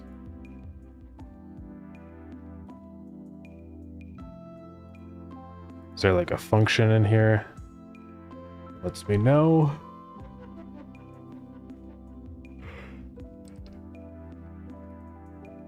Scroll vertical.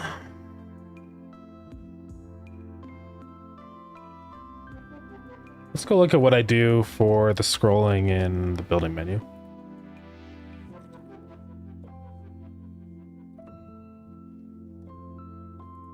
So that's in details. Or actually, it's the info panel. And that has a... Actually, no, I don't do it in there. Yeah, scroll container, there it is. Okay, this is actually really easy. Let's just copy that one-liner. Go over to... right here. Now I say that scroll vertical is equal to that stuff. So I can just grab the height of our unlocks grid or whatever. And there we go. And I'll only do that if global.controller active.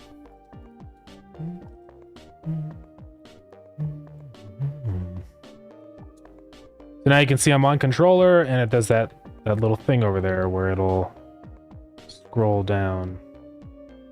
At least it should be. Huh. I swear it was working, guys. We got a bunch of errors in here. That's just FD is null. So why is it not working now?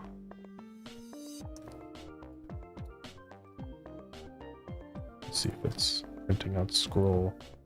So it is attempting to run the code. It's a preview scroll container.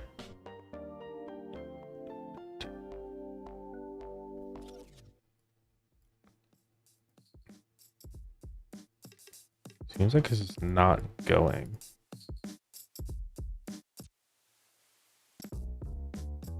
It was going just a second ago. I don't know what I did to make it not work anymore. Oh, that guy's going. But like not nearly enough, which is weird.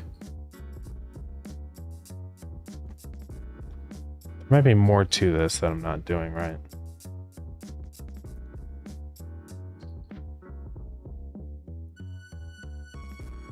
Oh, I'm saying get rect size. No wonder. I have to get the rectangle size of the scroll container. There we go. It is a little bit fast.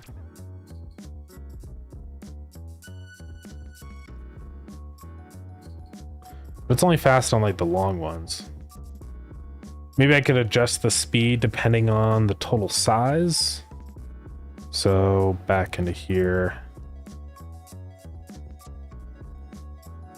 we can just grab the size of the unlock grid. Our speed.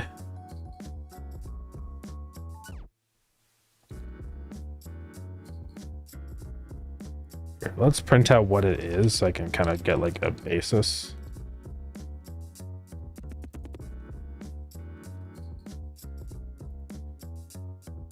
Okay, so it's 390 right there. So if I divide 390 by, let me figure out how I want to calculate this. Okay, so let's say our height is like 500. We could set like a minimum size divided by 500, and then that gives us a multiplier. So we can say speed is minimum size like 300 divided by our big size, or really 200. Now I can multiply this 1,000 over here times speed. Now, I actually have to divide this. So now this long one scrolls at a more reasonable pace. But if I go to like a little short one, it's not going to take 1,000 years to scroll. Yeah. Works pretty well.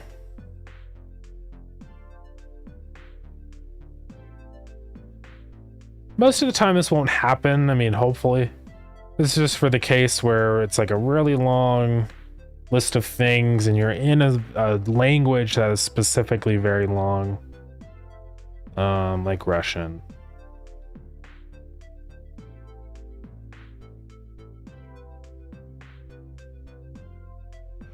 Yeah, like decorations, there's a lot going on.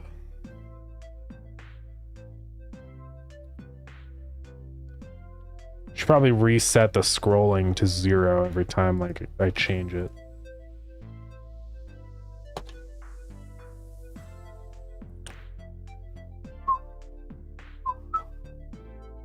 Well, how would I do that? So it uses like, I guess I need a var, like a time variable. Means I need to use delta.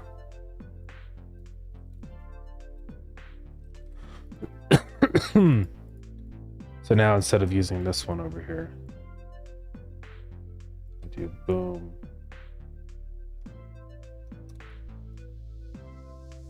And I increment the time based off of this. Speed. Okay. Time is going to start at 0.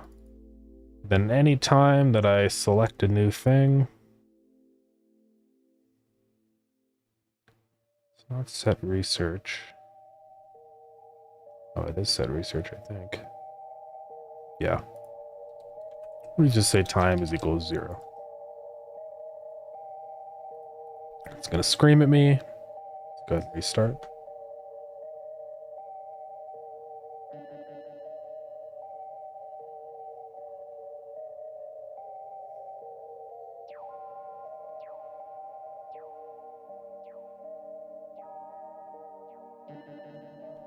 Okay, load the autosave. So go to the research now. Should always reset the scroll value. It seems to be like not doing that though. Is that just because of the time at which time begins? Because it starts at 0. I think technically it should start at -1 if I wanted to be at like the top.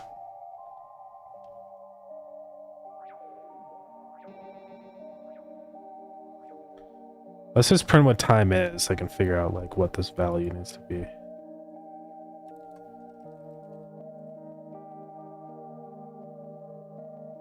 It's not there.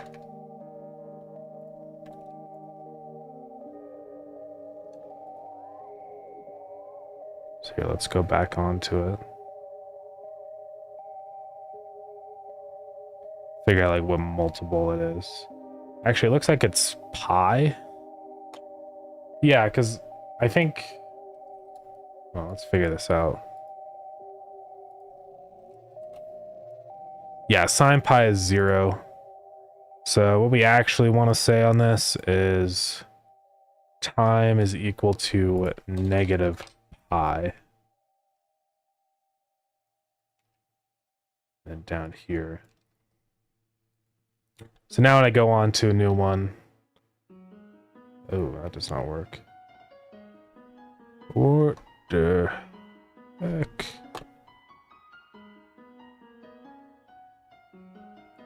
Should be 0 though. Unless I'm thinking of this wrong and I don't want 0, but I want... Oh, minus pi over 2. Ooh. That's the real value. Okay, check it, guys. You're not even ready. Look at that. It starts at the beginning and it goes down. It's funny that it just says Godot. I guess it's because it uses English characters. Yeah, so that one's good. That one's okay. Yeah, I mean, I'm not a huge fan, obviously, of how it's such a little tiny box over there, but I don't know how else I'm supposed to kind of visually organize this stuff. I mean, I could try and like shrink the... I can move the research tree text over to the left. And then like raise up the info panel on the right side so that I have a little bit more vertical space. Like, it wouldn't be the worst thing ever. Maybe that's what we do. It's the same in every language. That's true, yeah. We got the view box over here, so we could just put that in there. So I guess technically what we would do is like hide those.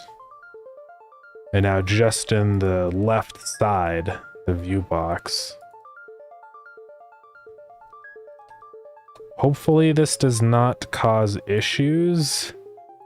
Do any of these like reference parents or anything in here?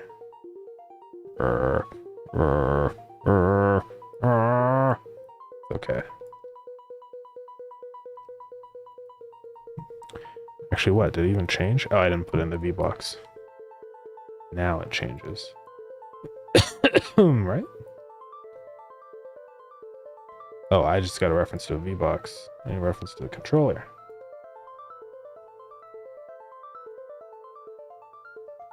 Okay, so we can do this. Set this to expand. Boom. Set this to expand. And now I can add the label above it right there. Boom. Check it.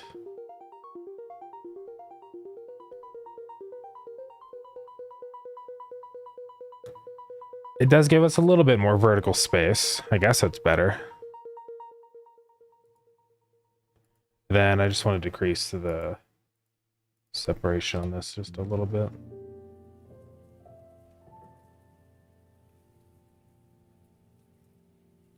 Gotta squeak in as much as I possibly can. What are all these? Oh, yes.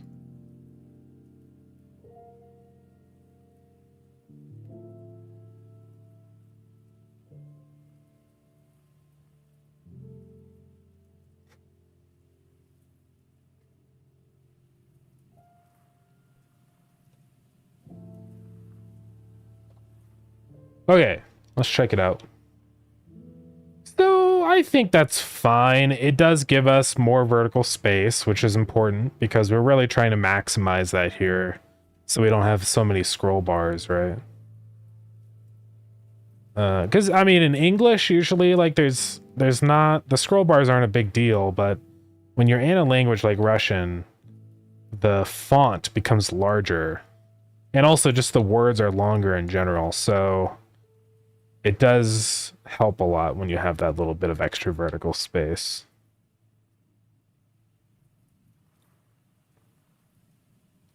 I think that's about as much as we're going to get, though.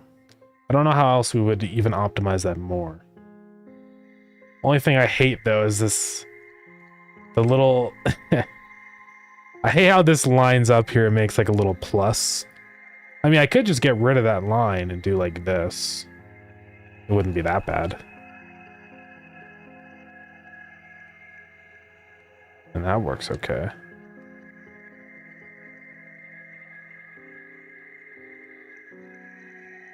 Yeah, it's okay.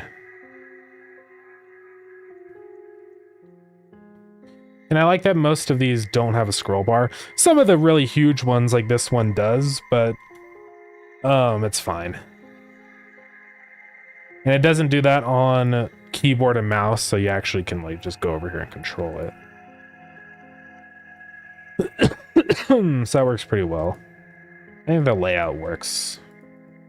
I need to do more kind of layout revamps to a lot of these other oh, what? When I press R,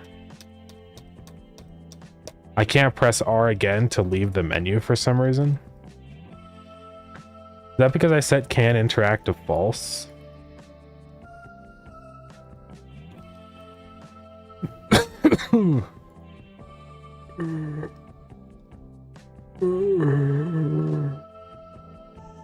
Probably. Can't interact, didn't even do what I wanted, so I don't even need to bother with it. There we go. Alright.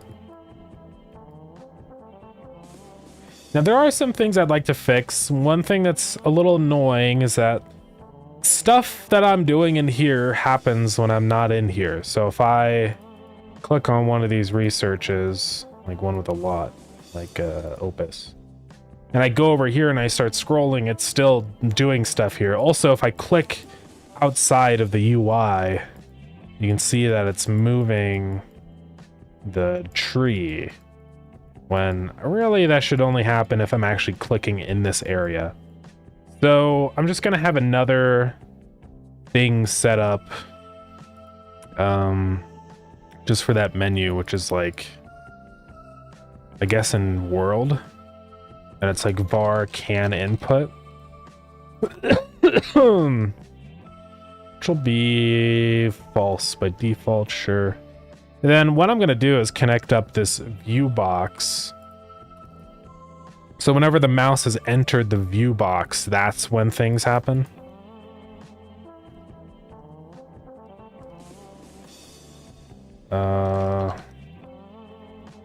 Function can input is true. And we're gonna ignore that variable when we're on controller, so because it doesn't matter.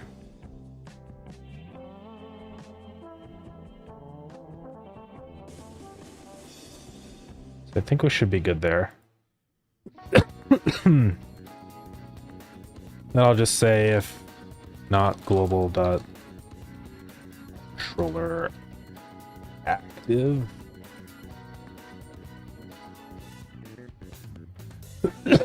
And then if down there controller is active, we keep setting can input to true. We don't have a process event.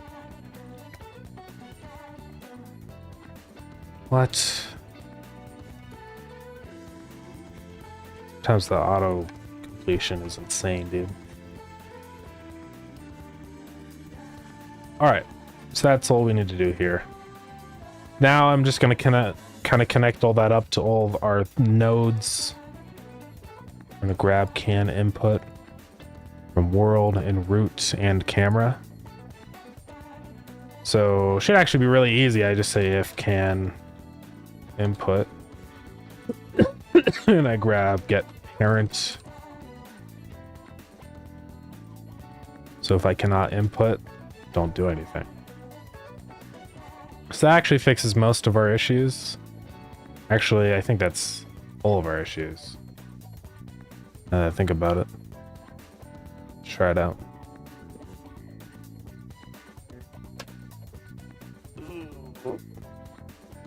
Oh.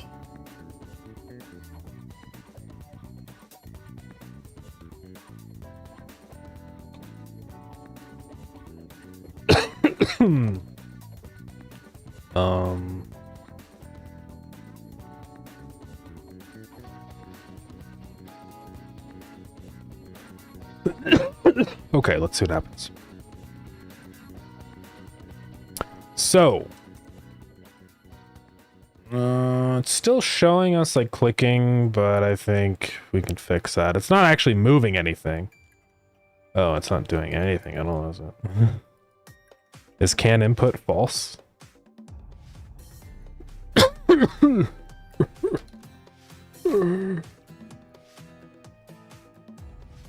Let's see what it's saying. Sir?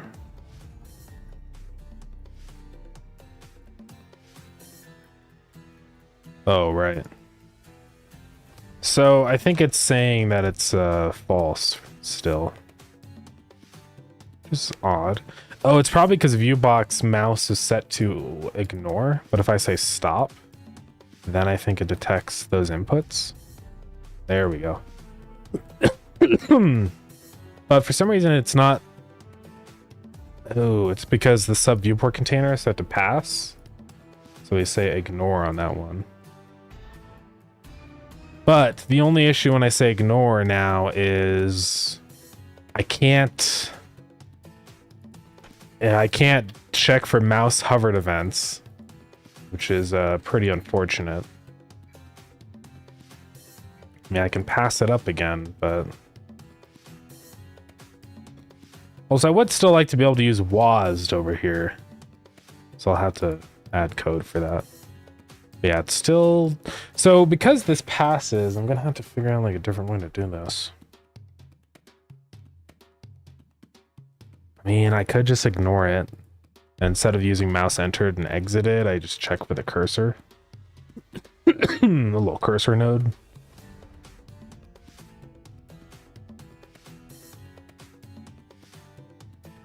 I guess. I hate to do it, but I don't know what else to do. Yeah, I really hate the way I have to do my like UI stuff. It's freaking jank. Unless I could figure out a way to just kind of keep this the same. Maybe this would work. Let's set it to pass. Let's figure out the size of our view box. So the view box is 380 by 366. So if I go to my sub viewport container, I can give it that size. Like that. And since we're doing 0.25 times scale, I can just say times 4. And now the size of this box should be the exact same as my view box. There we go. So we don't get that issue where it kind of stems past the edges and stuff. So actually, that fixes all my problems, and I think we're good.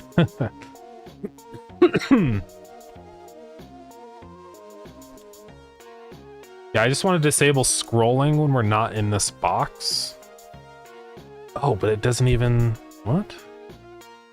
Oh, yeah, because I still have the can input stuff. Okay.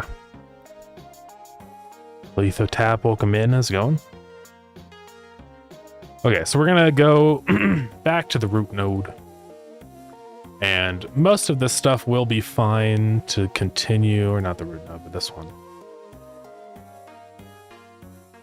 So I still want to be able to move with WASD.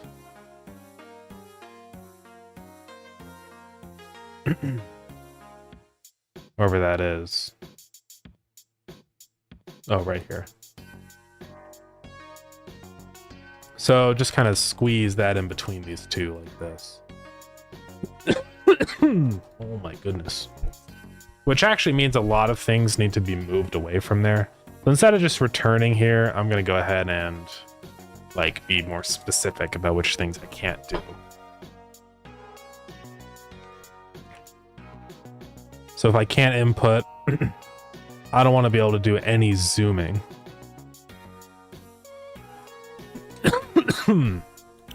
But I still want to do this, still want to do the input,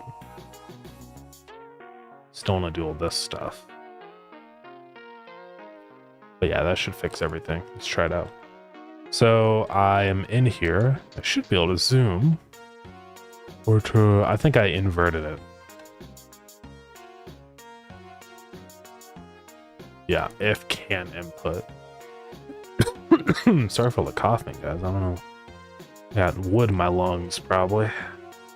Yeah, so now if I'm over here, I can't zoom in and out, which is good. That's what I want. Because then I can scroll over here, but I can still move over here. So I can like be like, okay, what's going on through here? Oh, I'm scrolling, I'm using my mouse scroll. And then I zoom in over here and check it out. That works pretty well. I'd like to just add a little bit more, what's the word? Polish to this. Perhaps lerping.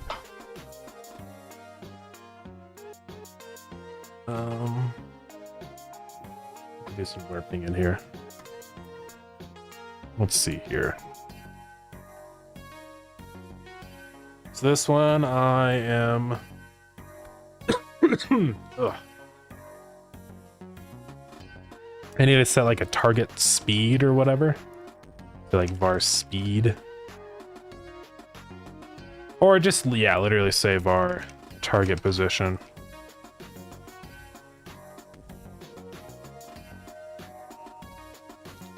Zero. Then all of these, I modify my target position. And that should be clamping regardless of anything in here. So, it's a VG Master A. Thank you. Follow, I appreciate it. So now we're gonna lerp. We're gonna say global position dot lerp to target position. And for now, let's just put in delta, but that's gonna have to change. It's gonna scream. I gotta restart the game.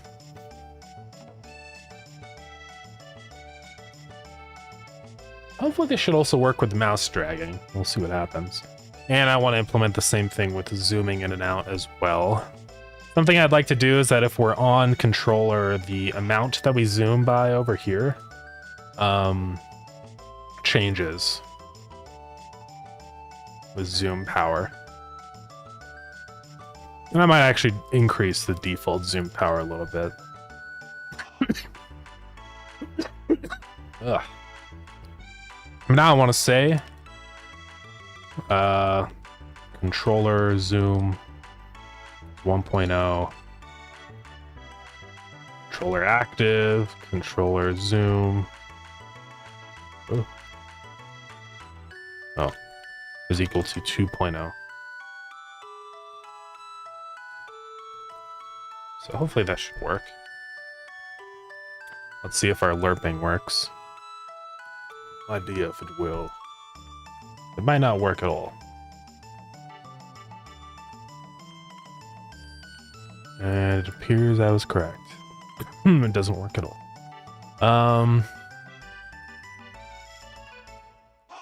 Oh.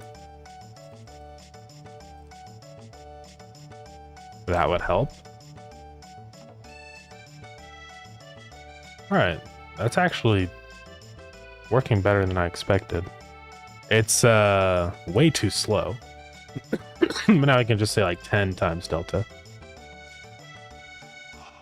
It just gives it a nice little bit of smoothness, you know? Maybe even I go even more than 10. Maybe we say 20. It's a pretty non-noticeable thing, but It just makes it feel a little bit better.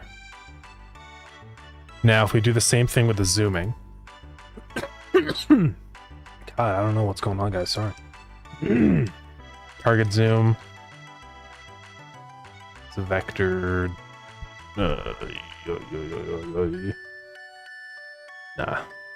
Float. And what's our initial target zoom? 12. Let's just say zoom.x, like that. So now we're gonna say zoom is zoom.lerp vector 2.1 times target zoom 20 times delta. So hopefully that works. Then now over here, instead of directly multiplying zoom, also I'm going to clamp it down over here. Thank you for the hydrate. Much appreciated. Oh.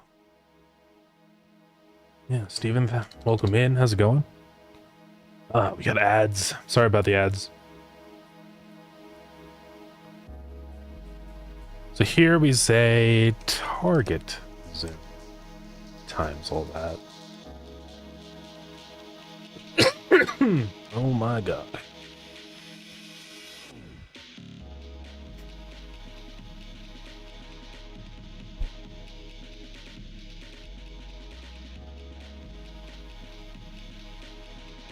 Okay. Continue the autosave.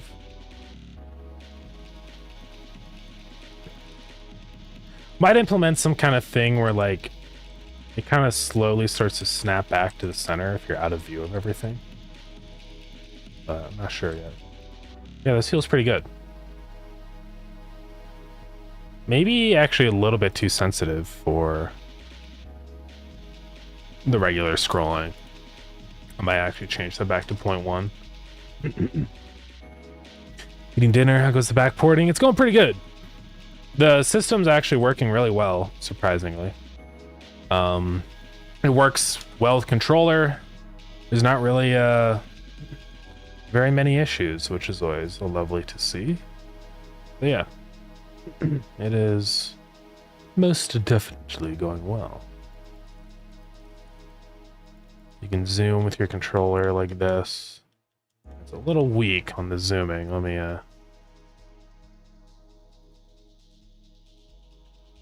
So for scroll up and down, I guess that has a input map. I guess I put that in here, or one of us did. Yeah. And there's a very small dead zone on this. I think it's actually a little bit too small. I keep noticing that I'm having weird issues. Let's increase that. And then greatly increase our controller zoom factor.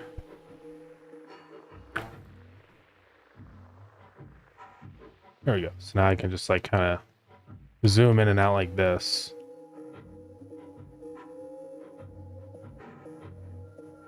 Works pretty well. No issues integrating with existing systems. I mean, there's definitely been problems that have come up, but honestly, I've been kind of surprised by how relatively easy the process has been.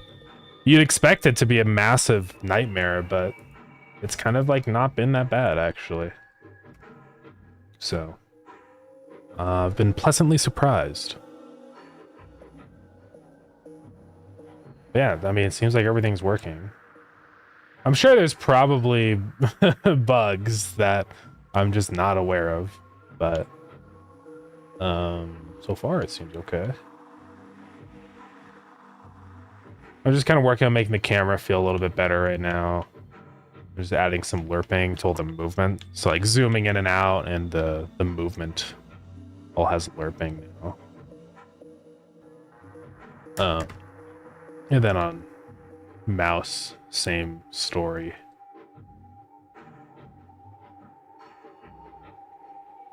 Also, I think one thing that's a little weird I gotta fix. I've been clamping my my zoom, but I think that's the wrong thing to clamp. I think I actually need to clamp my target zoom and also clamp it before I apply my lure.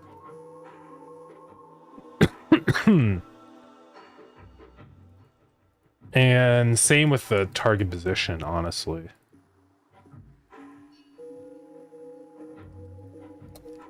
Kind of like that. Oh, and this is a float now, so we clamp from 2 to 24. And we do clamp F. Like that. All right. Yeah, I think also one of the things that's made this process really easy is whenever I started working on the research system in Learn-In, I kind of had it in the back of my head that I'm probably going to also do this in Starground. So I think that's helped a lot because I've kind of set up this system to be like relatively adaptable. Because I knew that it was going to end up being for Starground eventually. So yeah, I think it works pretty well, all things considered. Zooming feels good now and consistent, yeah. Yeah, I can go around see how everything is connected in here now. Start researches as you would.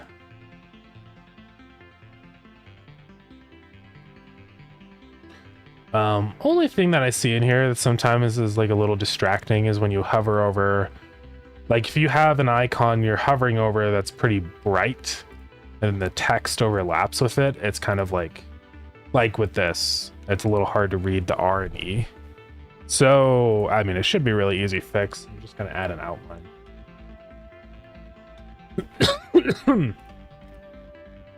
Like that. And that completely fixes the problem. Go to 8, maybe? Yeah. And for the color, let's do our typical color.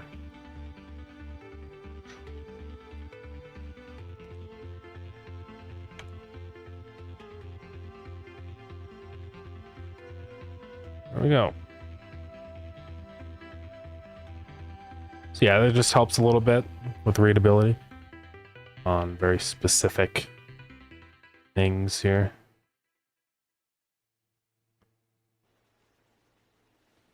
Yeah, I think over time, I'm probably going to go back and kind of swap out a couple of these icons for better ones. Most of these in here are fine, but I don't really like the icon for interplanetary logistics because the space elevator is a really big sprite and it just kind of looks broken. And kind of the same with the turbine. It's not as bad, but also it's missing its blades, which I know this is just how it looks in the menu anyways. It doesn't have its blades installed because those are done like procedurally. But it looks stupid though. It doesn't look like a turbine. So I'd like to fix that. But overall though, I think I'm relatively happy with how the research tree is gone. So I think I'm going to do a thing where if I'm a certain distance away from a node, it just tries to pull it back to the center. So let's let's do that, because that would be nice. Just so we don't get somebody like lost out in the void and they can't find their way back to the center. So I think what we're gonna do here is got target position. We're gonna add to it before we clamp it.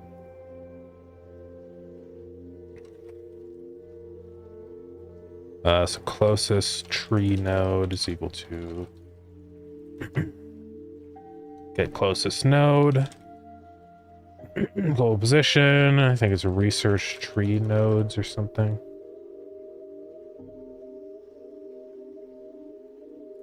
Research tree node.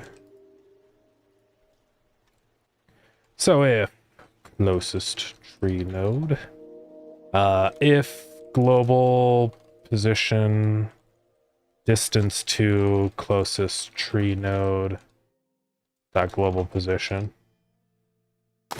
Yo, thank you for the hydrate.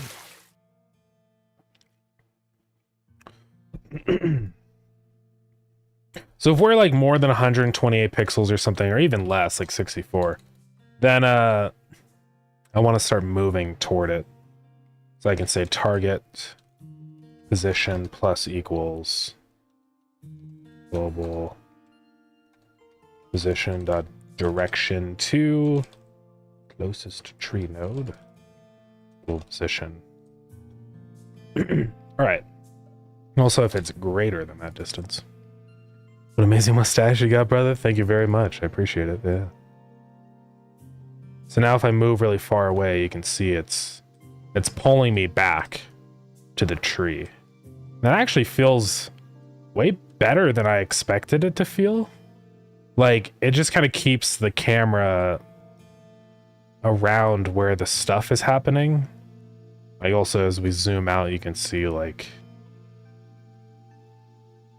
it's actually not bad. I think I might add a couple more clamps here, like to scale, or to the zoom level, perhaps. Because I have this clamped to minimum of 2. Like, let's try 3, maybe. Nothing, Alexa, stop.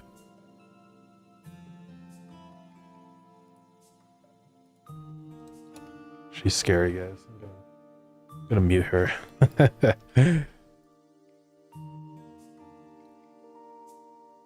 And then I think to make this feel a little bit better, we want to multiply the speed at which this moves times our zoom multiplier, which we were getting over in here.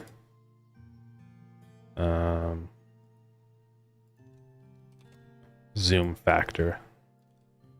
So let's just calculate that again in here.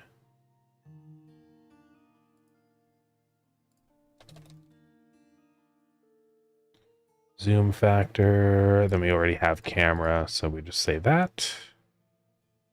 Camera is not declared. Oh, this is the camera. Yeah.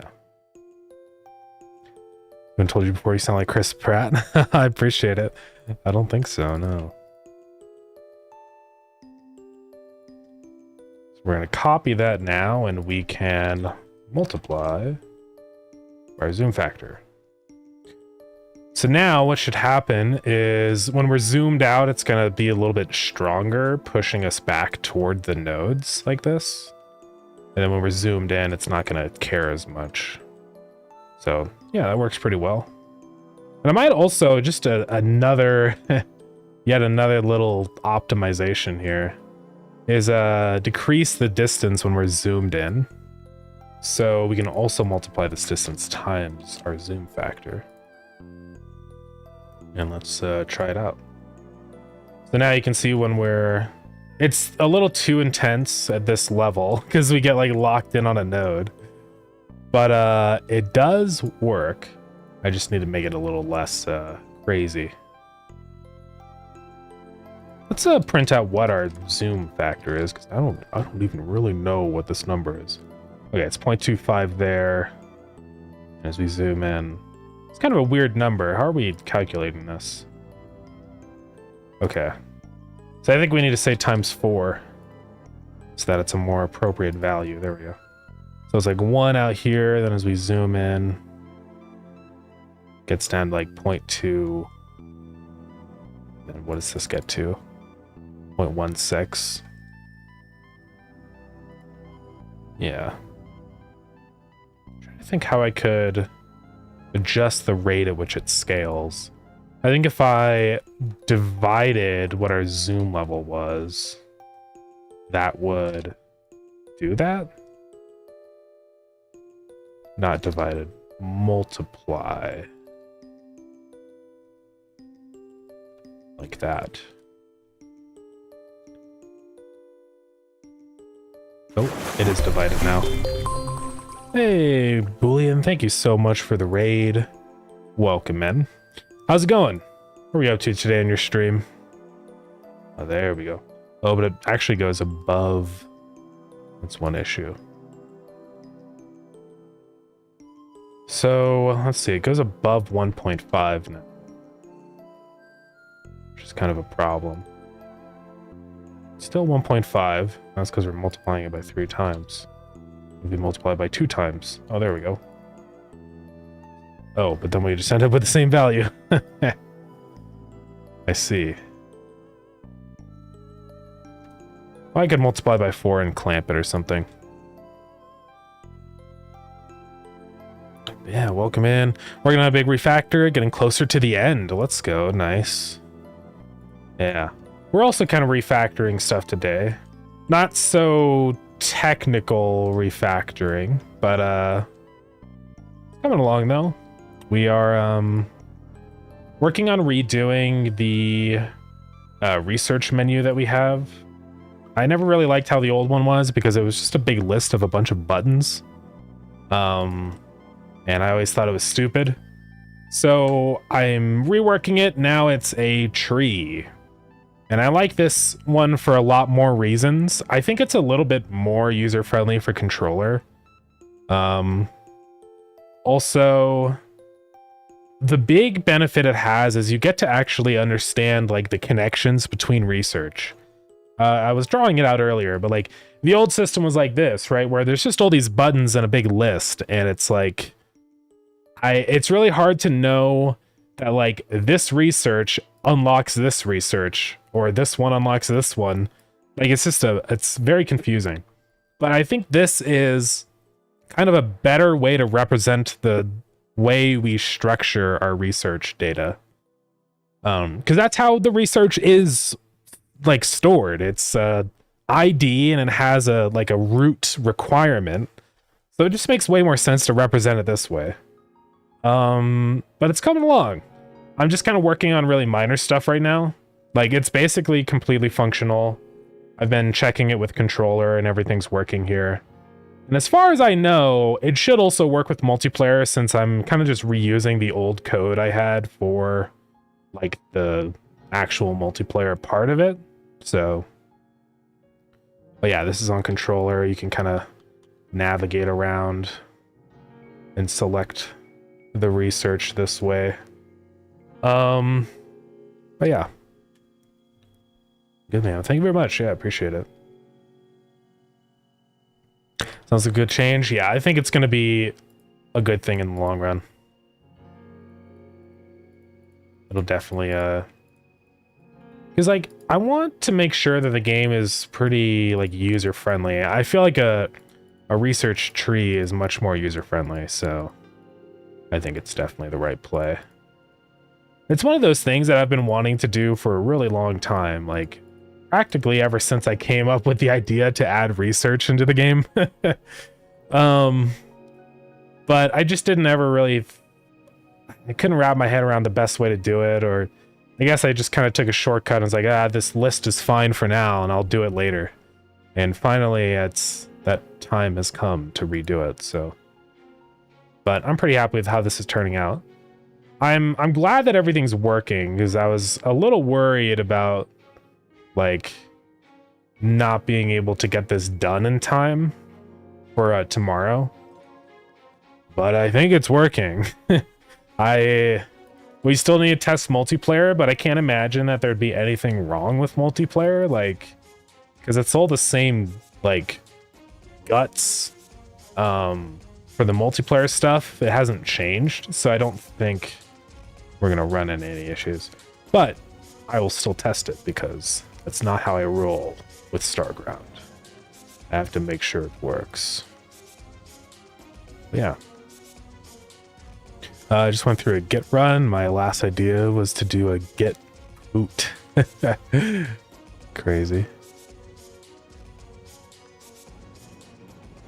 I mean, a cousins getter isn't wrong.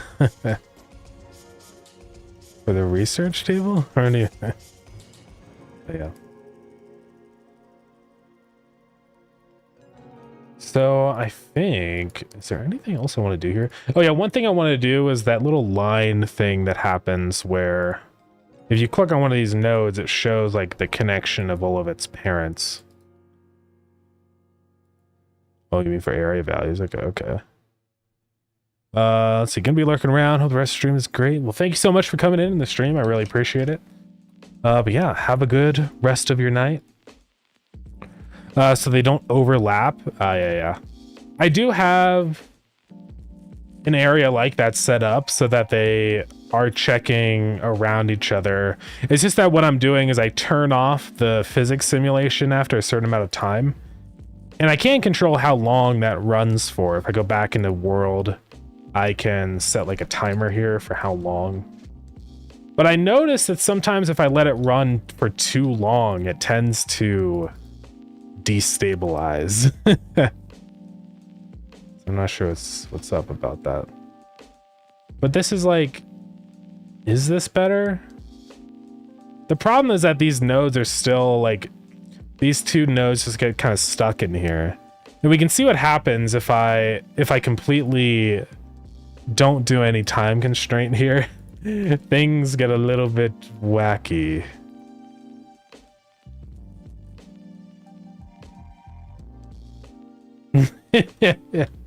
I don't know what's happening in here. I think there is something wrong with my code. But yeah, I don't think this should happen.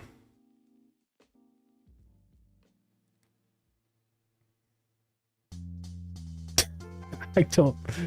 It'll work itself out one day. Oh, it's kind of stabilizing. Somewhat.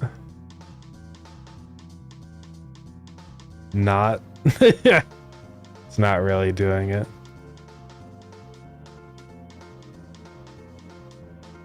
It's still a little bit broken.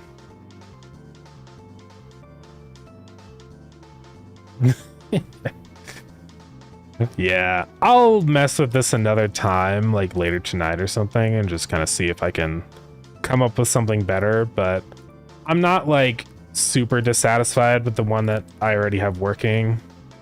So like, I am on a pretty tight time constraint because I have to put this update out tomorrow. Also, let's see, planet graphics. Like, yeah, that's actually a shader. Are you talking about all these ones? Yeah, this is Viridian, the home planet.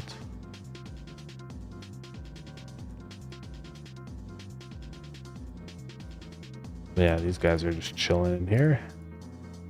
Then I've also got those same planets on the main menu. Super cool, thank you. Yeah, I didn't actually make this shader. I got this, what's it? Deepfold shader. It's a free open source shader, actually made for Godot, so it was really easy for me to port into the project. But yeah, it's pretty epic. I usually like to do all my assets, you know, but I just saw this one day and I was like, this is pretty cool, and it just felt like it would be a waste if I didn't use it. Because it does really work well, I think. But yeah, there's a bunch of different planet types you can do in here. There's even like asteroids and stuff. You can actually choose like the orientation of the light. Black hole, which is pretty epic. Yeah, all these are really neat. And you can change the colors, and you can export them as like, this is the little tool you can use to export it as a PNG sequence and stuff, but I do not use that. I just directly import the actual shader files into the project because it runs better and I don't have to store the files. Yeah, it's a pretty neat little shader. I've done a lot of modification to it because these are treated obviously as like buttons you can click on and do stuff with. So I've had to make some modifications, but that's what's great about this being CC0. Is that you can do whatever. It's MIT license. Yeah, you can do whatever you want with it, basically. So it's pretty nice. But yeah, I always appreciate when people do open source stuff like this. What's this? Soul made a new Twitch account because I'm on the phone and not my PC, and Twitch is not letting me add any spaces between my words. That's crazy. They're trying to get me to download their app, but I won't. I hope it's okay if I use camel case. That's all good. Hey Ryan, what's up? Welcome in. But yeah, anyways, cool shader.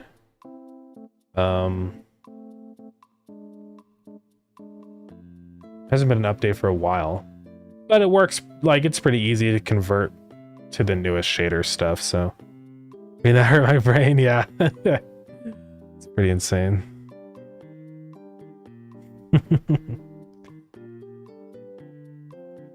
Yeah, apparently people have also made ports to different engines, like a Unity port and stuff. So, pretty epic. Man, I really love shaders, guys. Like, going to like the Godot shaders. What is this?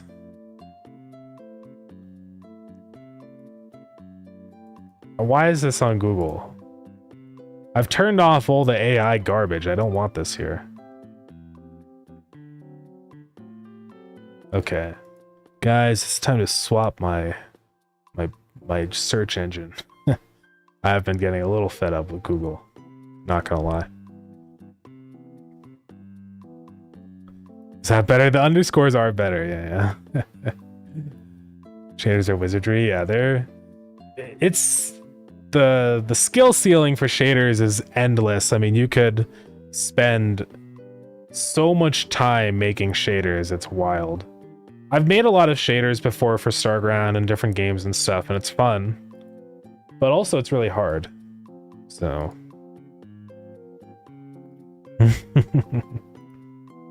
but yeah, there's so many in here. It's just wild. And they're all so cool. Like, even just something like this, it's so like basic and nothing, but just being able to print out like different float values on here in a shader really easily like this is actually really useful. And like, there's just so many. So many. And it's all CC0 or MIT license, which is epic.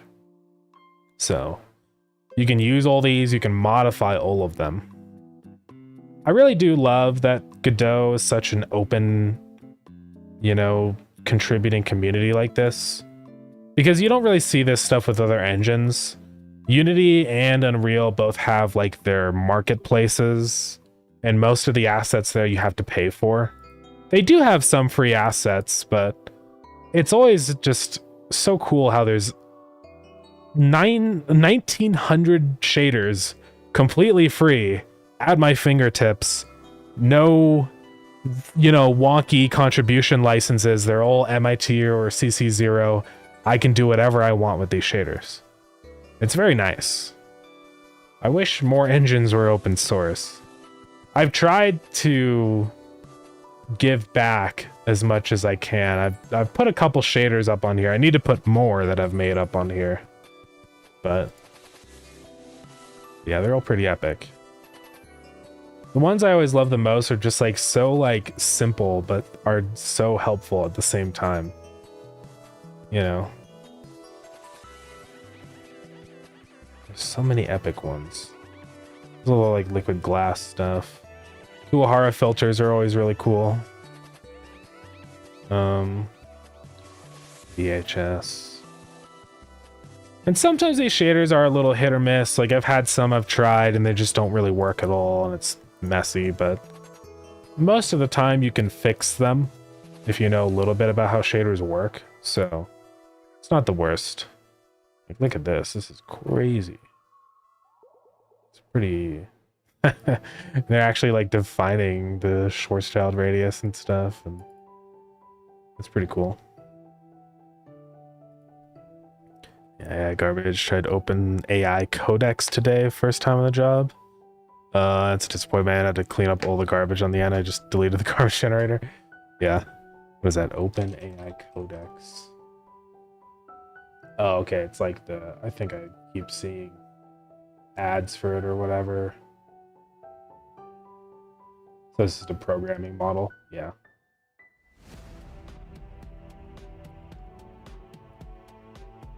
Yeah, I really hate how it's really stuffed down my throat with Google. For the longest time, it's been fine. I can just like say, no, I'm not interested, but I didn't get that option this time. So that's like the final straw for me, where I'm like, all right, I don't want to bother with this anymore. So I don't know. I got to think of what browser to use next now. I don't know. Well, search engine. I would also like to move away from Chrome. I have been looking at Zen more, and it is really interesting. I did actually install it just to mess around with it. And it seemed kind of nice. This is based on Firefox, Zen is. I realized when we were talking about browsers a couple streams ago or whatever, the one I was thinking was Ladybird. This one is not based on any pre-existing like framework. It's just a brand new framework. So I'm actually really excited for this one.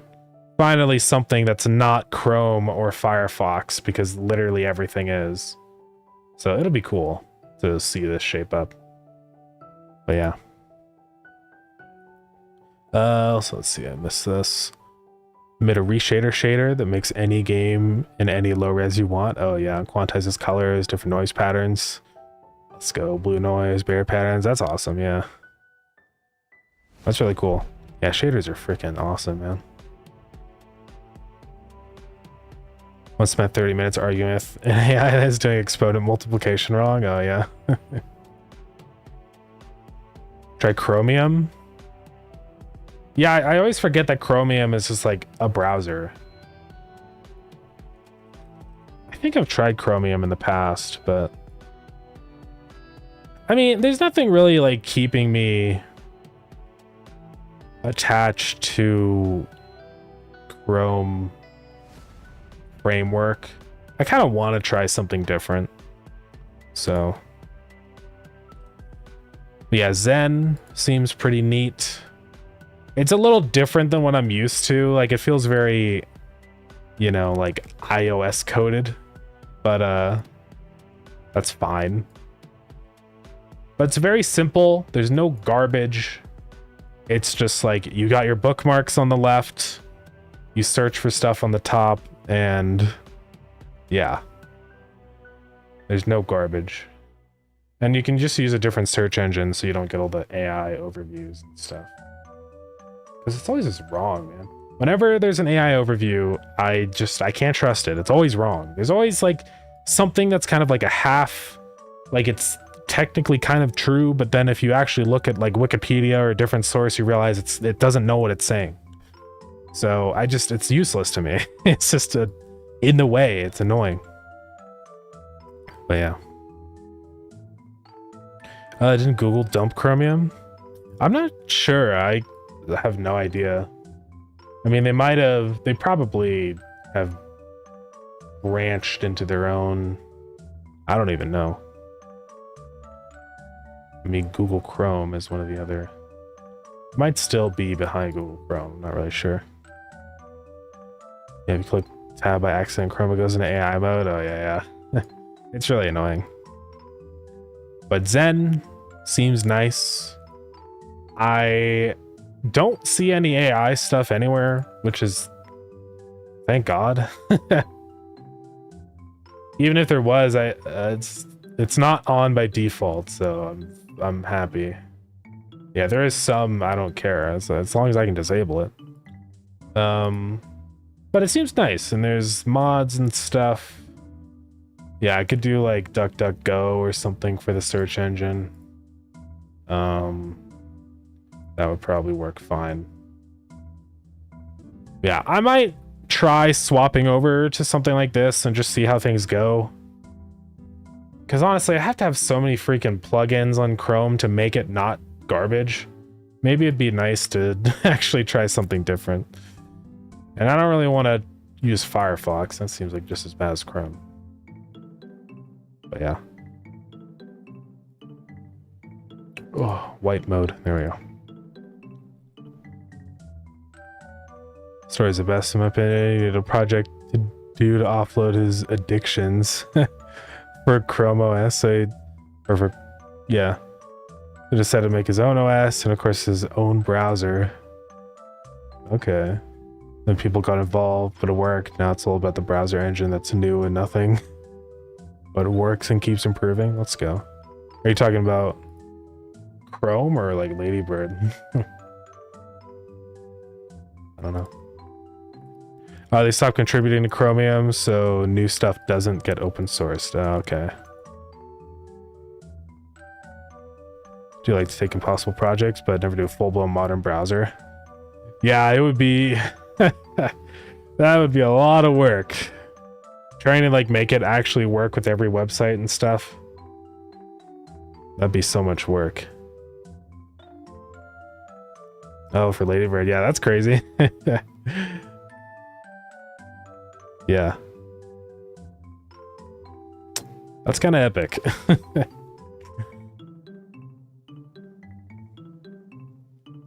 Yeah, I am excited for this. Apparently, alpha release in 2026, so maybe I'll check it out.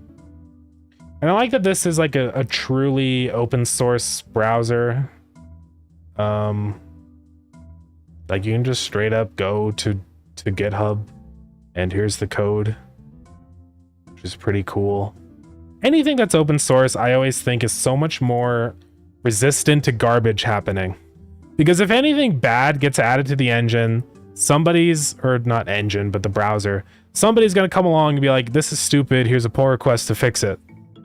And also you don't deal with all the like monetization, something like Chrome. Chrome has so much monetization. But this is promising. They do have some pretty big sponsors and stuff, which is good. So yeah.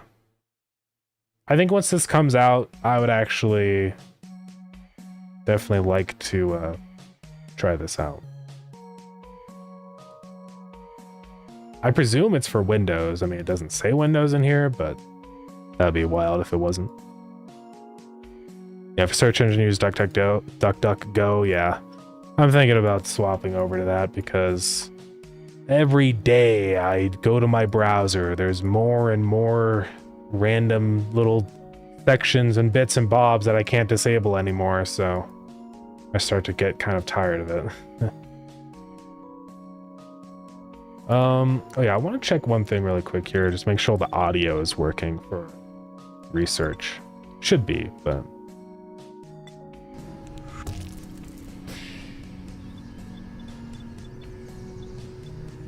I don't hear a click when I click on it. Okay, I need to do that. I thought I had code down here for when if I say set selected true. I guess I didn't do that. Let's do it. And let's play UI click regular. So now, there we go. Let's see what it's like with controller. Using DDG per year, sometimes still use Google for more up-to-date results. Yeah. That's fair.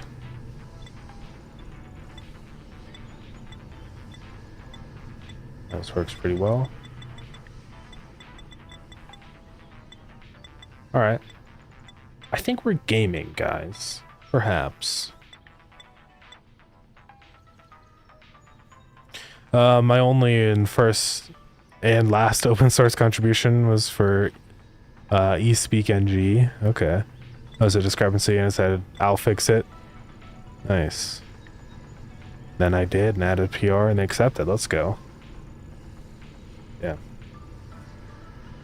Yeah, I try, like, I don't know. It's definitely daunting to contribute to open source. Let's see. Yeah, you're asking about the... Yeah, this is Godot. Godot is open source. And I would love to contribute to Godot, but I just don't know if I have like enough experience with C++ and like to actually make a good contribution. I don't even know. But they've got a lot of really good people behind it working on stuff all the time, so I don't feel like super bad. But I don't know. I think one day, hopefully, when I actually have money, it would be cool to donate to Godot, because I do really appreciate what Godot is. But I don't have money. Not enough money. I keep cutting back on more subscriptions so I don't spend any more money, so. Let's see. Chrome's bad now, but it's one of the reasons we have modern web. Yeah. I know. It's like, I do like Chrome, but I just wish it didn't have all the garbage. Like, I don't know why they don't... Oh, I know why, but I really wish they added a way to disable features that I don't want anymore. That's really my only issue with Chrome. But it's the fact that it's forced upon me that I must have AI overview and I must have this and that. I don't... It's like... It's just, I don't know. I should be able to customize my browser to my liking, but it seems like I can't do that anymore in Chrome. And I can't even like install ad blockers anymore. There are still ad blockers, but they're always trying to crack down on them, and so it's just like stupid. Best DG feature is using site searchers directly with exclamation. Oh, that's cool. Yeah, so you can just go straight to Steam. That's pretty nice. Yeah, I like that. The only PR I did was Starground modding. Oh, yeah. New PRs is a question. Yeah, I mean, I shouldn't really have to be super worried about it. If it's a bad thing, if it's a bad pull request, then it's just not going to get accepted. Who cares? It becomes a bit like Blender. Yeah, from garbage software to absolutely giant. Yeah. I hope it... I think, I definitely have seen... I mean, there's been a massive uptick in the percentage of games made in Godot. And I think that's a really strong indicator that it's going to become more of an industry player.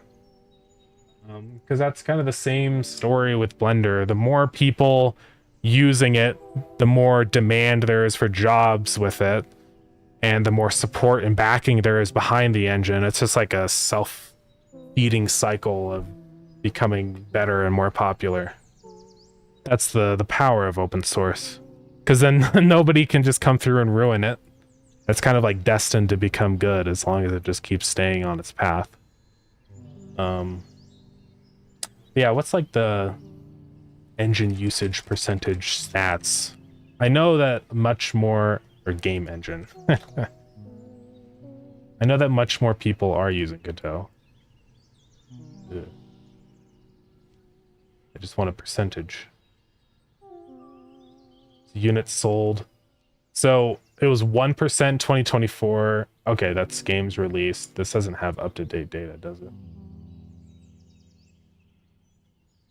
I want to see 2025. That's when like it got big. I've seen a lot more jams use GMTK. Like I've seen practically every jam, the percentage of Godot users increases a lot. So unknown. But yeah, it's definitely getting more popular. I see more and more people using Godot to make games. I've seen a lot of big commercial launches with Godot too. And part of that might be a little biased because I'm probably just noticing that it's Godot more because I use Godot. But I'm sure if I dug into the reports and got some real reliable statistics, I would presume that Godot is probably being used more and more. Try Vivaldi. Yeah, I heard about that one, that browser. I might also try that one. Because it seems pretty nice too. I kind of like this one because it definitely reminds me a lot more of Chrome. Just the layout of everything. I feel like Zen is great if you're like coming from Safari or something. But I like how there's some meat on the top when the tabs are on the top and stuff. I like the top bar more than the sidebar, so maybe I'll try Vivaldi. I don't know. Everything touched by big corporations for the garbage, yeah. Yeah, GitHub. I still use GitHub, but I don't know. One of these days, maybe I'll stop using GitHub. Transfer everything to like, what's the new one? It's like Codeberg or something. That's the one that Godot Steam is on now. But this one would probably be pretty good. Yeah, 4GO is like Forge Joe or whatever. I've seen this one around. I think Adagon was using it and stuff. Yeah, maybe at some point. Hardware gets faster and its software just gets slower and slower. Yeah.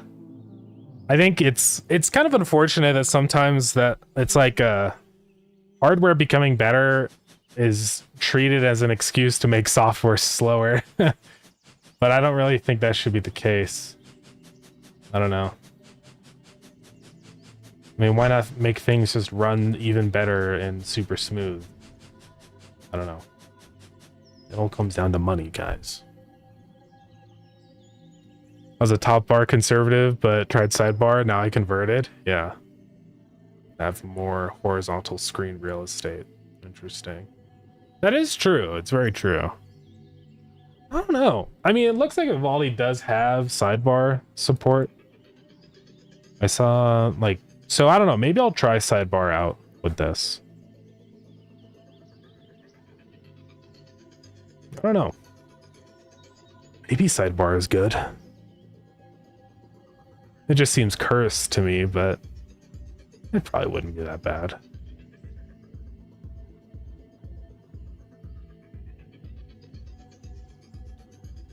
Yeah, it seems that Vivaldi is a little more kind of developed than Zen Browser right now.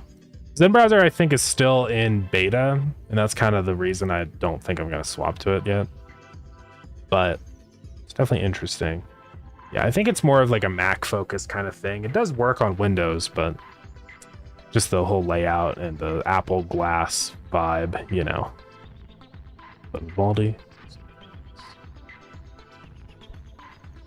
Oh, yeah, anyways. Research tree. I think we're gaming here.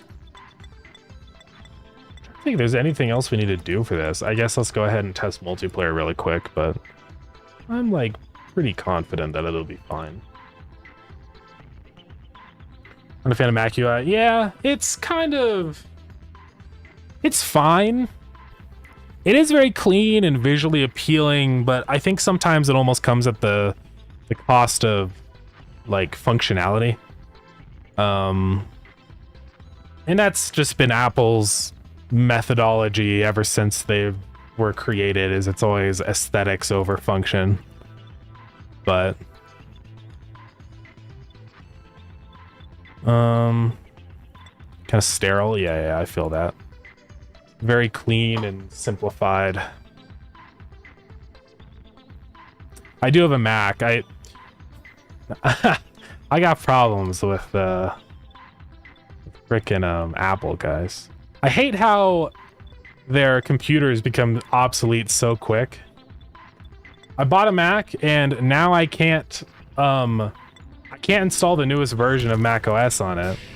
So I don't know if I'm even ever going to be able to do what I bought it for, which is like code signing, because I'm pretty sure you need like a latest version of Mac, or there's like a cutoff for it. And I think my Mac is too old now, so I think that's so stupid that they do that. And it's not out of a like needing to drop old hardware support that's like so old it's obsolete. It's just because like I don't even know why they cut things off so much. I jailbreak it. I'll probably try to, but I think they usually have a lot of like hardware requirements and stuff that are always so arbitrary. It's frustrating. See the GitHub competitor? Yeah, I heard about GitLab, I think. Yeah, there's GitLab and Codeberg are the two that I know about. They both seem fine. But GitLab has AI stuff I don't care much for. So I'd probably go Codeberg. Yeah. All right, let's see if this works. Okay. This is why we test multiplayer. Why is it all weird? That is the client, right? Yeah. It's almost like it's just not running the code, which is really weird. I can't click on anything in here for some reason. I think it might be because technically it's not the multiplayer authority. If I go back into this stuff and remove that line, I bet that'll fix it. Just remove that line. Yeah, that fixed it. So I wonder why it thinks that it's not the multiplayer authority though, because I'm pretty sure it is. I might just have to be careful about when I add these nodes into the scene. I have to make sure that they are owned by the client. I mean, I think they're supposed to be. But now that I think about it, I'm not 100% sure. I don't want to break anything, and it seems to work perfectly fine not as the multiplayer authority. You can see it.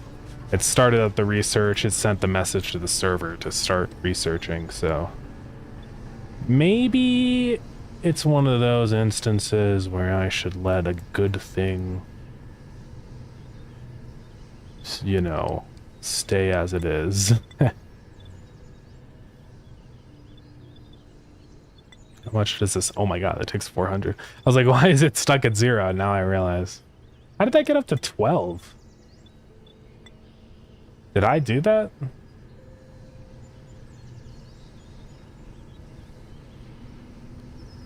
Oh.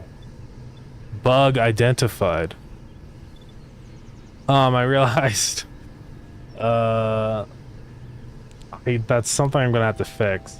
At the beginning of loading into this save, every single time it's gonna call research all, even if everything has already been researched. So I had to make sure that I'm not calling research all in subsequent loads, only after I do the initial. And it really shouldn't be upgrading infinite research when I do research. Well, that's tricky. I'm gonna have to look into that.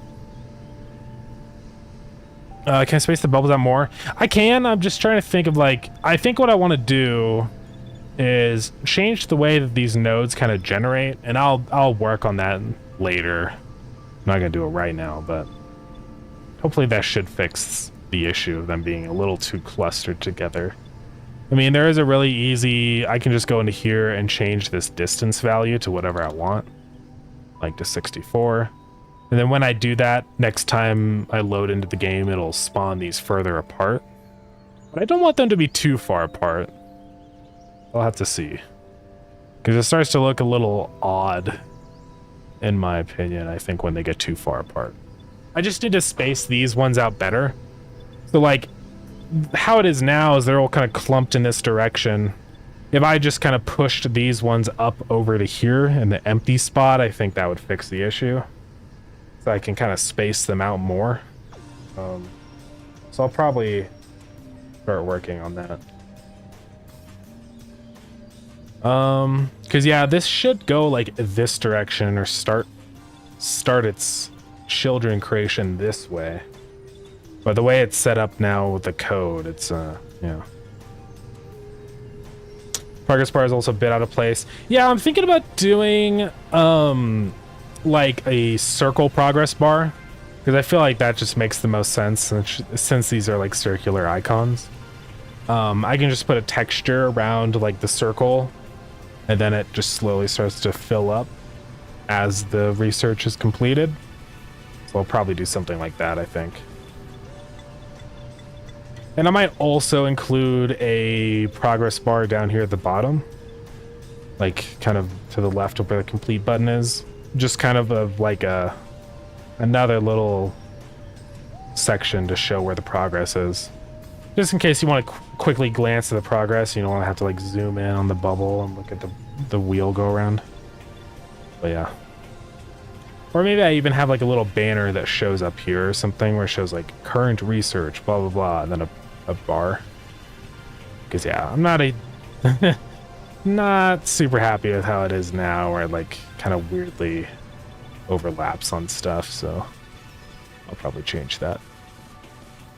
Ugh. Yeah. I think I should be able to get this done in time. I mean, it's already working. Seems to be working on multiplayer okay enough. So we can go into Starground. And then for this update, I can say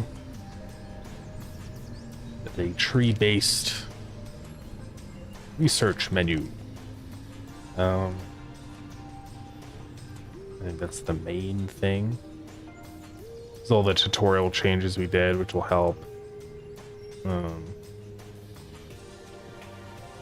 Yeah, not gonna be like a super enormous update, but it'll still be good for new people to the game, I think. The new tutorial changes are gonna really help. And I think this new research tree thing is gonna be good.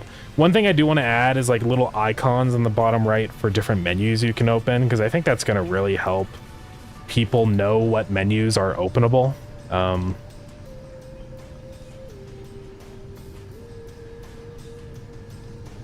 And also on keyboard and mouse, I can just make it so you can actually click on those to open the menus menu. Yeah.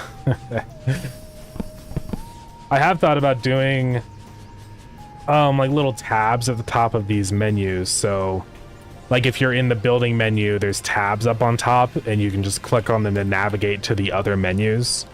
You can just go straight from the building menu to the research menu without having to like memorize all the keybinds for every single menu. A game that does that is Stardew Valley. I'm pretty sure. Yeah, I'm sure we could find an image of it in here somewhere. Stardew Valley inventory. So this is the way that they do it here, where all of these are separate menus and you can open them individually, but like they all have this shared tab bar at the top. It just makes navigation a lot easier. Especially for controller, I think it's a really big help, because you don't have to assign every single menu to a different keybind on the controller.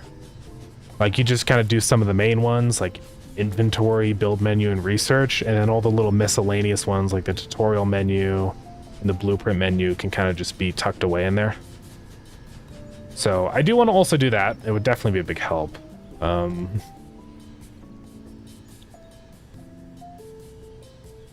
And like if you're inside of a building and your inventory's here, the tabs won't be visible because it's like a different kind of setup. But if you just open your inventory normally like this, I do think the tab should appear. I'd also like to like actually finally 100% cement the vertical height of our menus, right? And also the horizontal width. I do like the size of the research menu now, because if we up the UI scale all the way, it pretty nicely fills in the whole screen. So I don't want to go any larger than that, because then we start to kind of, you get issues where the menu goes past the edge of the screen and it's bad. So yeah, it is really hard to design the UI to work for the big UI scale like this, because it's just so big. But it is really important though. I mean, if you're playing on like a Steam Deck or something, it's kind of, you kind of need it to be this big.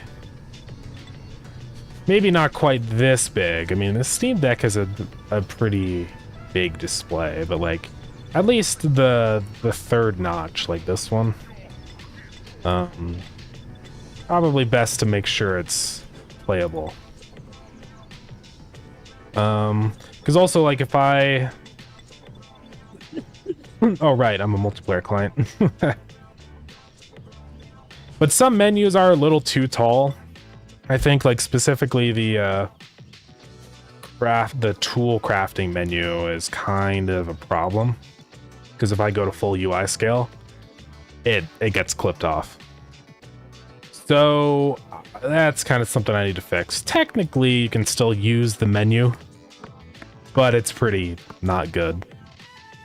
I've been thinking about changes to the way weapons work in Starground. And I really hate to do it because it's gonna kind of suck to implement. Because I have to really destroy the whole way that weapons are displayed and generated and stuff in Starground right now. But I think it'll be better long term.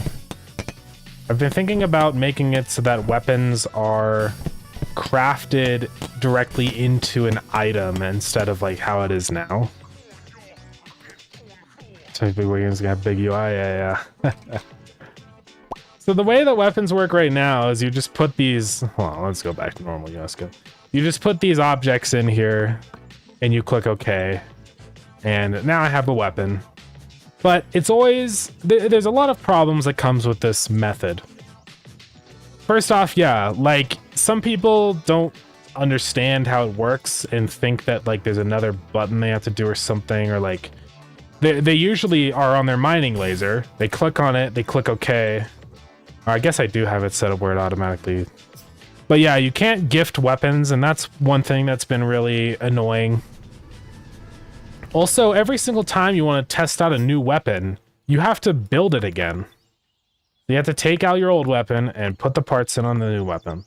So you can't really like create builds and like test and experiment, because every time you do, you have to destroy your weapon. And that seems like a really frustrating thing. I do like the way that modular weapons are, because I think there's some cool potential. Yeah, so I think what I'm gonna do to fix all these problems is make it so that when you click OK, it crafts, there's another slot over here and it turns into an item, right? And it allows for a lot of things. First off, if you craft into an item, now you can gift it to your friend and be like, here's a weapon. Also, another big thing that's going to help is it allows me to give people weapons in loot tables and stuff, just fully complete weapons that work. And the reason why that's so important is because I always notice people go into the dungeon without any weapon. And I don't blame them, because usually in dungeon crawlers, you're given some kind of base weapon. And it's just, I don't really have the ability to do that with the current weapon crafting system. But if I make it so that weapons are an item, I can just spawn in a weapon as an item at the beginning of a dungeon, so that you don't go into a dungeon without any assistance, right? And I think that's going to solve a lot of issues that people usually have with the dungeoning. So, and it'll just be a really good thing late game too. You have all these different parts you can play around with. You can like craft all these different weapons and bring them into the dungeon with you and mess around with them and see, you know. I've never really liked the arbitrary limit of only being able to have one melee and one ranged, because it just seems like, why not be able to bring multiple? As long as I balance it properly so that like you can't cheese it, then I think it's fine. So yeah. I'm gonna make a list of things I'd like to do very soon. Also, I need to fix input stuff for beginning tutorials.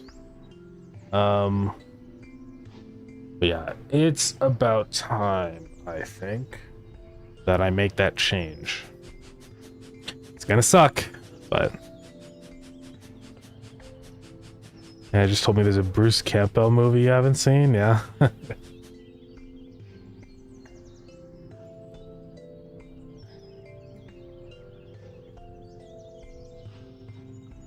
Oh, and I'll be able to combine a finished 3-piece weapon with 2 other objects. That is something that I'll have to like figure out. I don't think I'm gonna make it so weapons are exponential, because that's a big problem.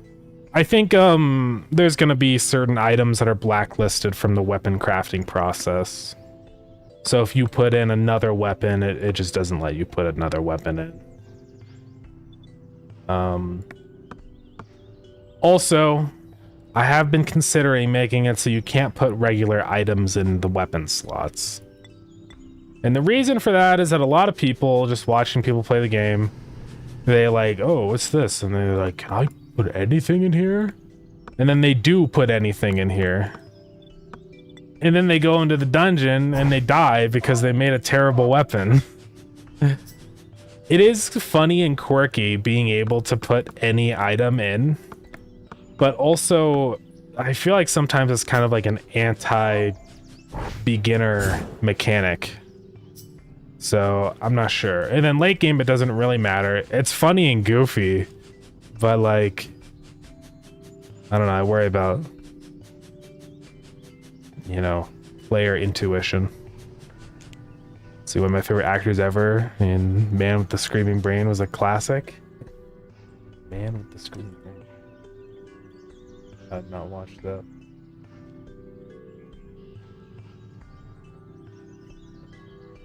Yeah, I have watched whatever it's called. I watched all the Evil Dead stuff recently. It was pretty there's something. You just add exclaimer warning your weapon sucks, yeah. Maybe. I don't know. It's complicated. It's really hard balancing between... Oh, we got ads. My apologies, guys. But yeah, I mean, I could just make more parts have more actual, like, stats. But it is kind of a slippery slope. It requires me to do lots and lots of balancing and tweaking, which is not time efficient. So yeah, I'm not sure. I can see that this like likes to clip out at the edges. Seems like the box that we have for... I need to take into account the size of these buildings when I do like the culling. Also, now with DirectX 3D12, does it even matter anymore? Because does it have built-in occlusion culling?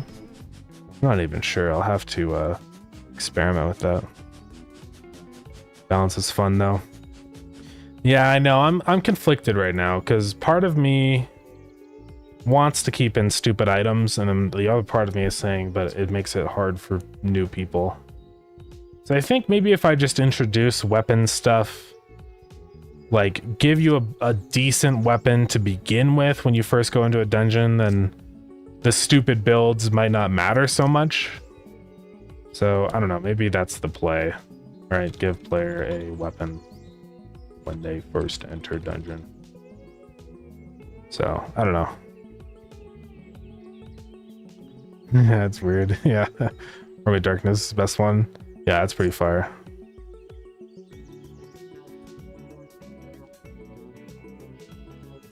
With the Joss Whedon love letter to Evil Dead Cabin in the Woods. Oh yeah. Yeah, I've never watched that. There's so many movies and stuff I've never watched. I always feel so like when people talk about like sports or movies or anything, and they're like, oh, this guy, this famous actor that everybody knows, you don't know about him? I always feel like I'm supposed to, and I don't know anything. I just don't watch enough movies, I guess. I don't know. But I guess like it also could be the exact opposite. I could talk all day about all the little quirks about computers and stuff like that, and then people would feel the exact same way. So I don't know.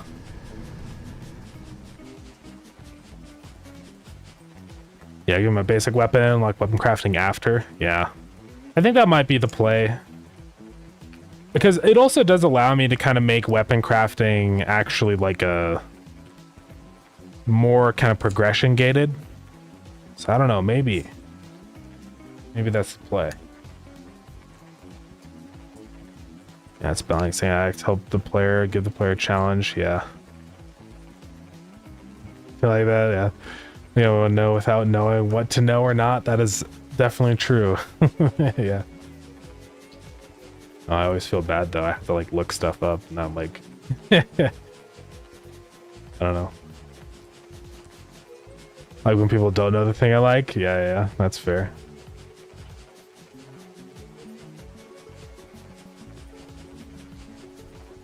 Personally, I hate common sense. How can I know something if no one ever told me? Yeah.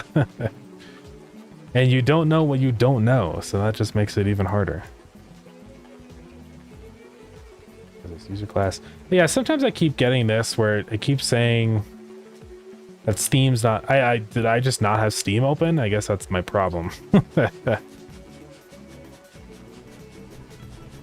I did fix a bug though, where if you don't have Steam initialized, it kept constantly screaming at you about achievements, so now that doesn't happen anymore. The game would scream at you constantly when you don't have Steam enabled. What if I should switch over and watch my new Twitch account? It is meant to be my new main. Can if you want. Totally up to you, yeah.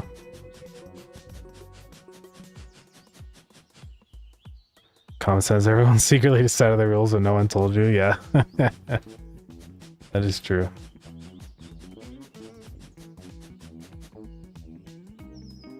Change like edition, very formal screening constantly. I kind of like humanizing some of the notes. I know it's stupid, but I always just think it's funny. It makes it more entertaining to read them.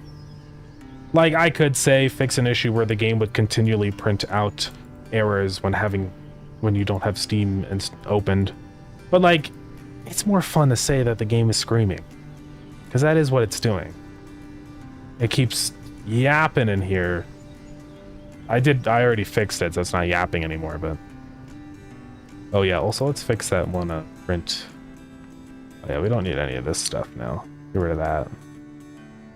Did I have a print statement in here? Yeah, I did. Good. Also, I had... Oh, I guess that was it. Alright. 11%, guys. We're almost there. Only 400 processors and 400 plastic. Oh yeah, I do need to fix that bug where infinite research keeps incrementing when rejoining a creative mode game. Game of the Screaming Brain. I wish there was a Godot emote, but I think it's licensed. I don't think so.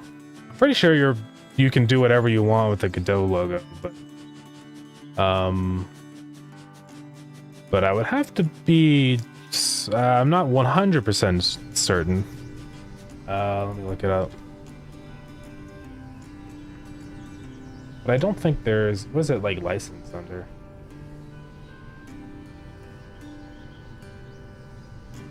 Yeah, what is this?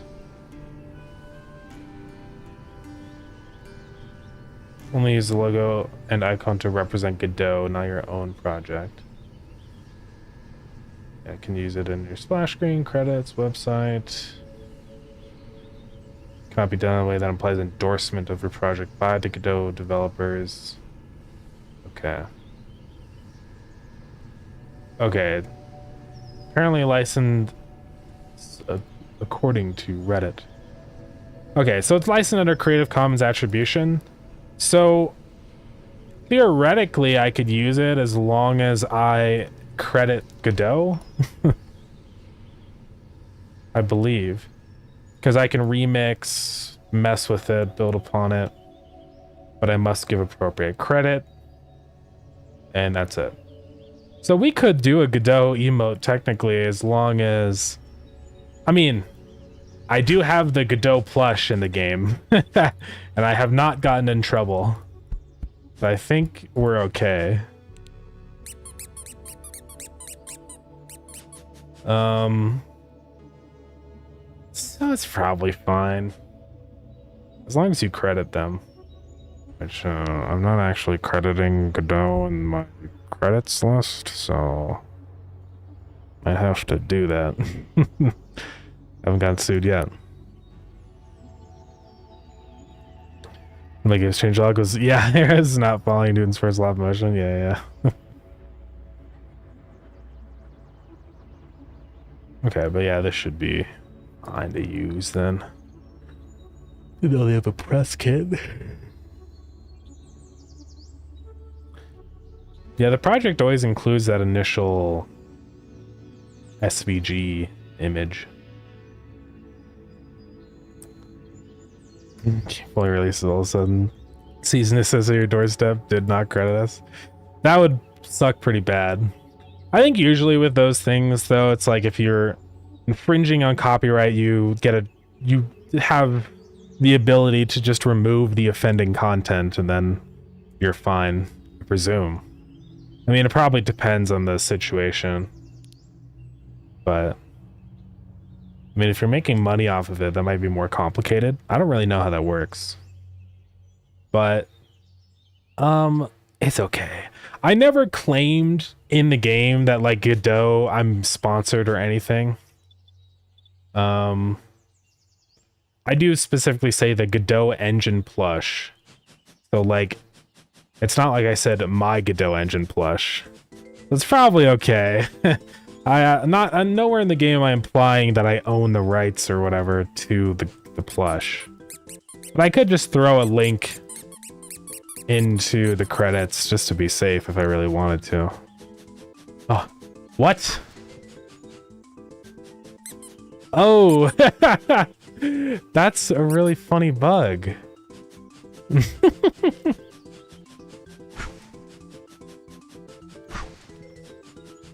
That's crazy. See, if you make an emote with the name Godot, it's probably attributed. Yeah, that's true. Just including the name is probably enough.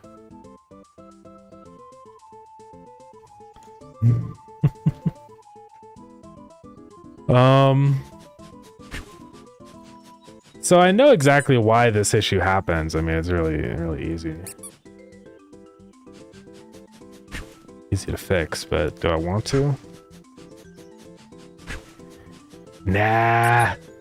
I don't need to fix this. It's just a funny little goofy. A funny little goofy moment. I didn't know that this could happen. Yeah, we'll just keep it in. It's fine. You can't like actually get stuck because you can just hit it again, then you're out. So I mean, it doesn't like really matter. Here, what's something that has like a not full collision box? Like, yeah, now I'm stuck in here. Pretty epic bug actually.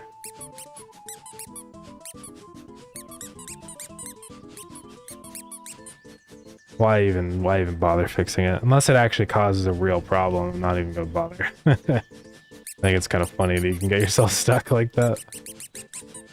I mean, the setup you need for it is extremely specific, so like, I don't think people would just like accidentally run into it all the time.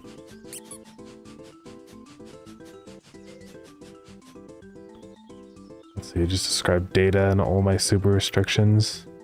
Made it all work just like that. With let's see. Bug as a feature. Yeah, it can hide. Added hiding into the game. Well, the defensive programming with forceful invariance. Interesting. Forceful invariance.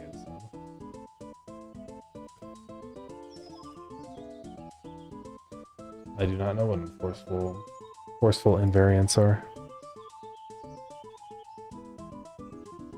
It's a mathematical thing.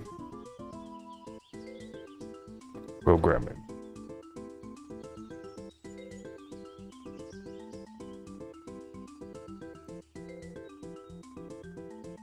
Condition relation is always true.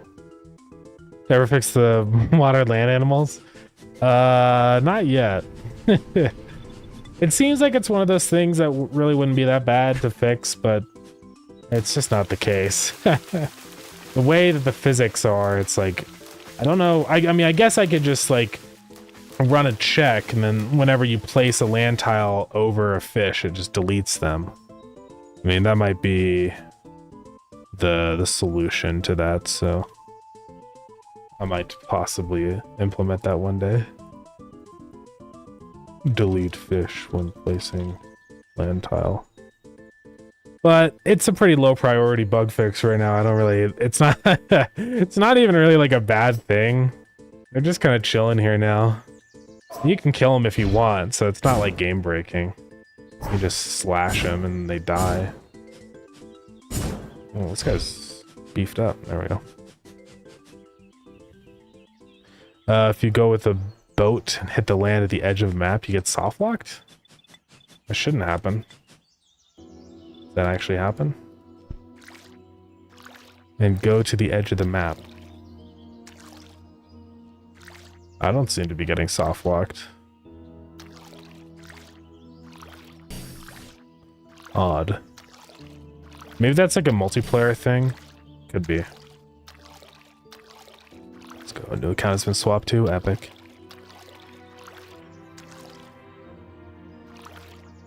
Make sure that all invalid states of an object will result in error exception. Ah, okay, yeah.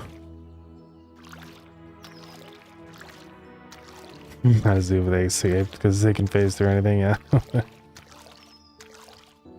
Either works or doesn't work. Not basic game programming. Let's guess, yeah. I do love tube. Sometimes it's better to duck, and sometimes it's better having it doesn't fit. That's fair. Yeah.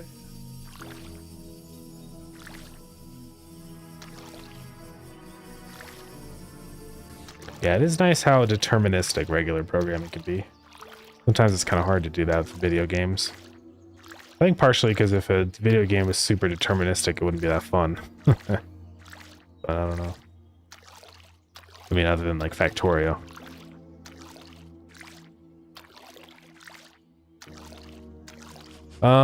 Anyways. I'm just like doing nothing now. I mean, I got the thing working, so.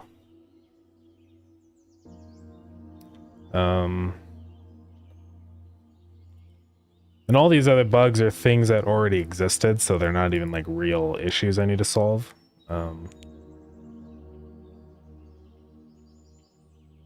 Doom's deterministic, oh yeah.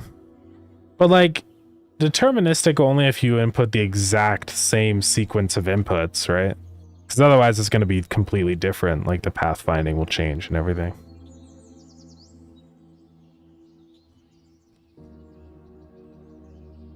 You can make them super deterministic, but it's also easier to focus on the actual game. Yeah, that is very true. It's a trade-off. I could have spent like a lot of time making the automation in Starground ultra deterministic, but I just decided not to. Because does anybody even really care? And it's so much easier to just slap a delta time on top of it and not worry about it. Some things are somewhat deterministic. I mean, I do know a specific order in which things process, but like, it's deterministic enough to be fine, I think. But theoretically, things would change ever so slightly if you had like a different FPS or whatever. But it's not really a big deal. Yeah, you can record Doom key hits and always work the same. That's interesting, yeah. Depends on whether it's useful. That is very true, yeah. I don't think it's that. There's no point. And I am really tired, guys. Barely got any sleep. I got like how many hours did I get? Probably more practical to start counting in minutes. Not much. I think I got like 1 hour and 30 minutes.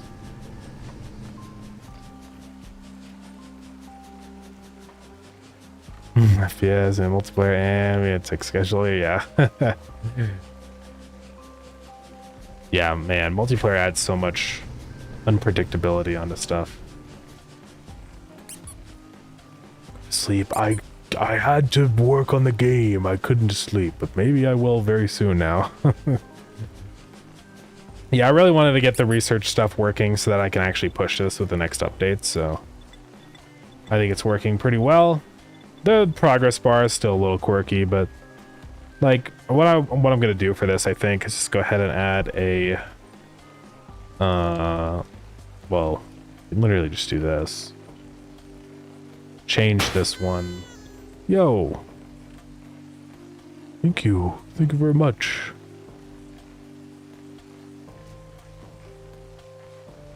Good thing I don't know what it was. Maybe I should make it so when that happens I can actually see what happened in my overlay. Let's go. So for 2 months, thank you very much for that. I appreciate it. Yeah. Just make it hover. On hover it shows. Yeah. Oh, for the progress bar you're saying? I could do that. It wouldn't be too bad. To the stream, by the way? Yeah, no problem. Appreciate you guys coming to the stream. Oh, I have to do a texture progress bar. Okay. I already have all the textures for this because I have this. What is this? Circle progress thick? BG. Oh, that's the background. So I just plop that on there, and then for progress I say that guy. And it's really easy. So for the background, I just grab this. I say under, then progress, and check it out, guys. Whoa, but it's not gonna work like that. We'll go clockwise. Now we've got a little progress bar. And I don't know if we can put a percentage in here, but I can just put one in manually. It'll be fine. Let's go ahead and set our pivot offsets like so. That's too big. Let's try like 0.4.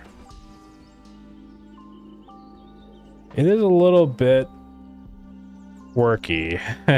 It's almost like too thick. I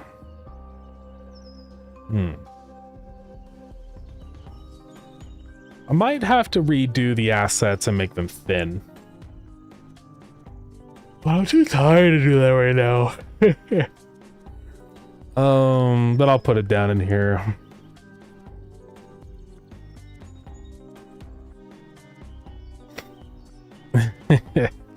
Yeah, I am very tired. I've made it a long time, but now it's catching up to me. What is this complaining about? Oh, there's no 2D content. I don't think that's true, pal. Weird. You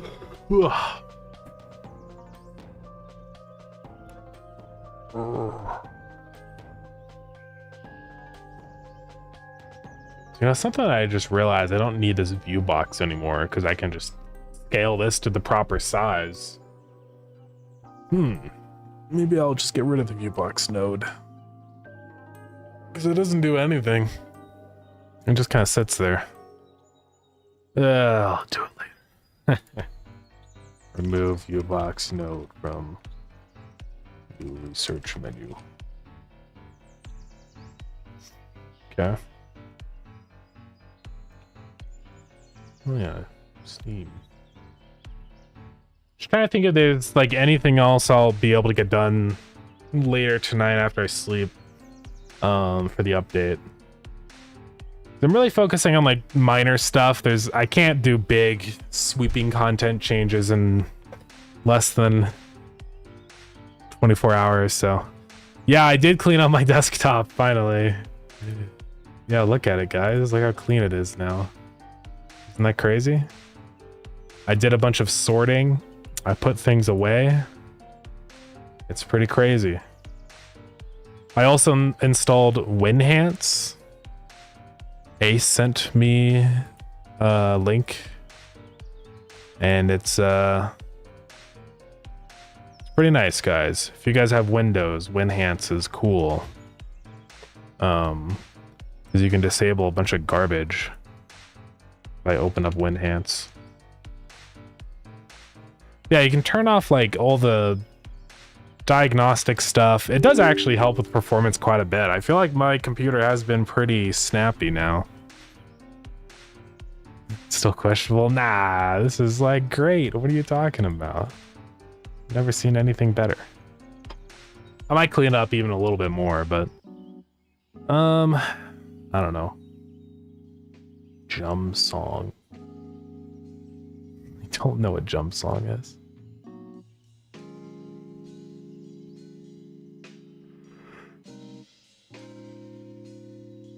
Come on, Winhance.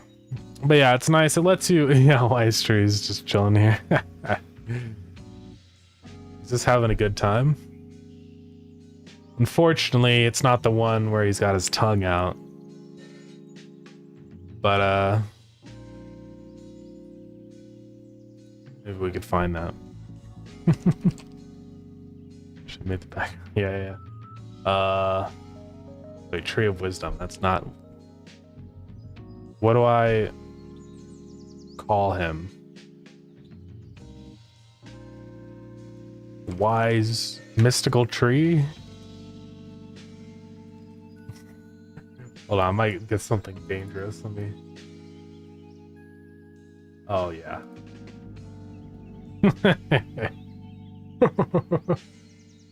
Yeah. Okay, I'm losing my mind, guys. Oh. Winhance is taking a long time to load. But basically, it's just a program with a bunch of things. You can uninstall stupid programs you don't care about, like Edge and Dropbox.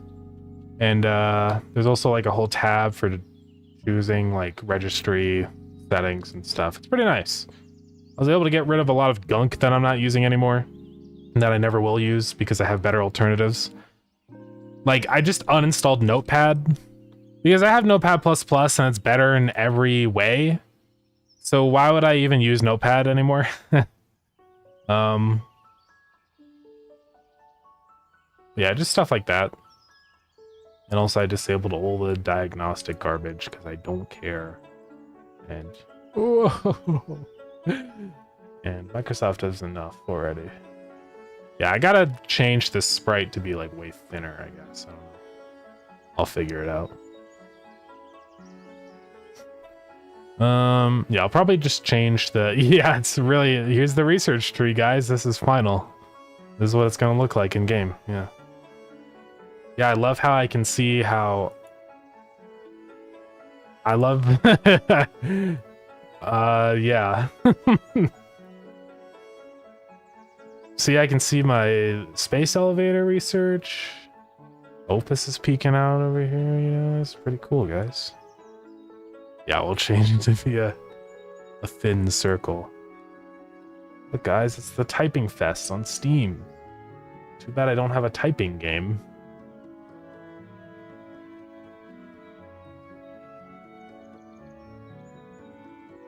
Dusker is pretty cool.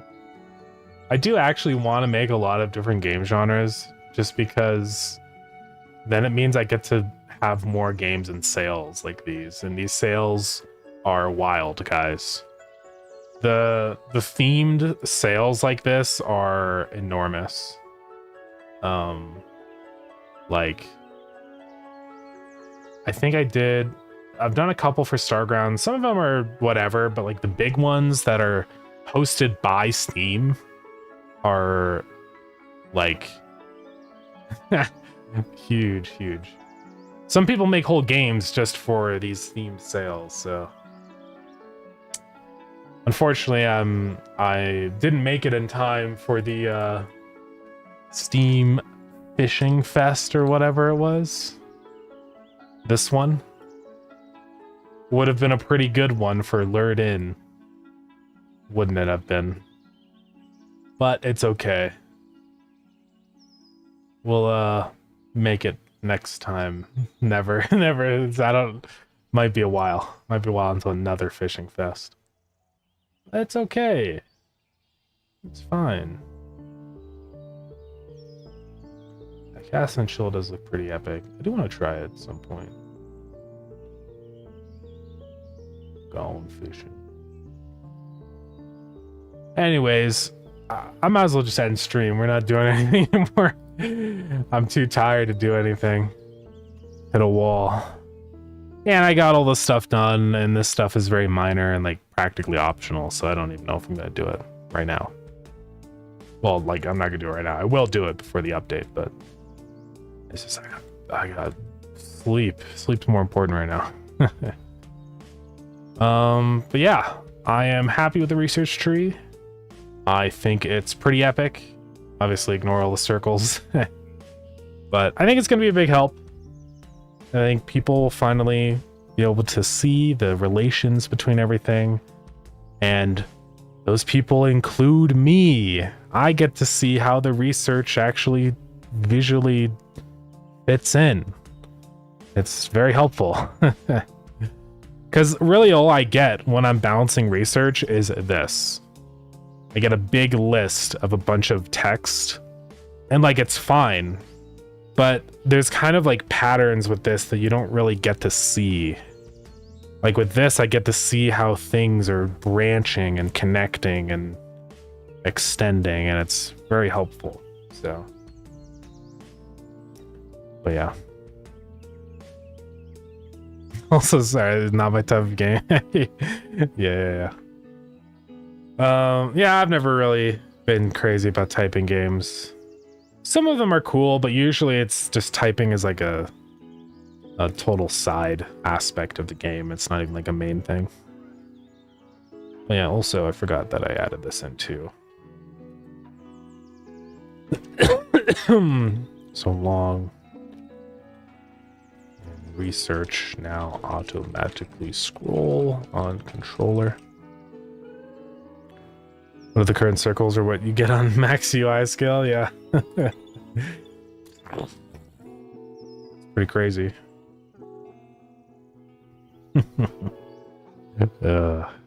Yeah, we'll fix the circles. What do you guys think of my lighter? I think it's like out of fuel. It won't light. Anyways, I'm just I'm cooked, guys. I need to sleep. I'm very tired. But anyways, we hit almost the 4 hours. Close enough. It's fine. But thank you, gamers, for coming to the stream. Be on the lookout for this epic Starground update tomorrow. This will be Starground 15.1. Gonna include new tutorial stuff, epic new research tree. I would love to add in the cassette tape system, but I'm gonna have to do some funny like music stuff, and I don't want to do that in like a couple hours because I won't have time to test it. So we're gonna do that another time. But yeah, I just want to put up an update that I know is going to be stable, and I don't have to immediately put up another patch 2 seconds later.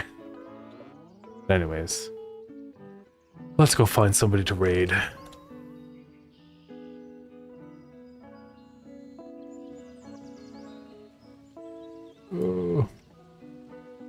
Oh yeah, I gotta follow your new account, by the way. Can't let you do it on there. Hold up. There we go. Alright. Who would we like to raid?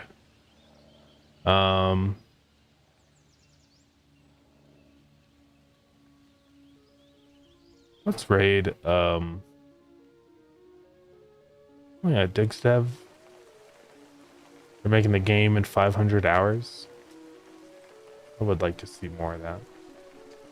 Sure. Alright, let's go raid them. Oh, also, new learning update very soon. I think I'm getting new headphones. Yeah, I did get new ones a while ago. They are the HyperX Alpha 2. The battery life is stupid. Stupid in not a bad way. Stupid as in I've only charged them like 2 times ever.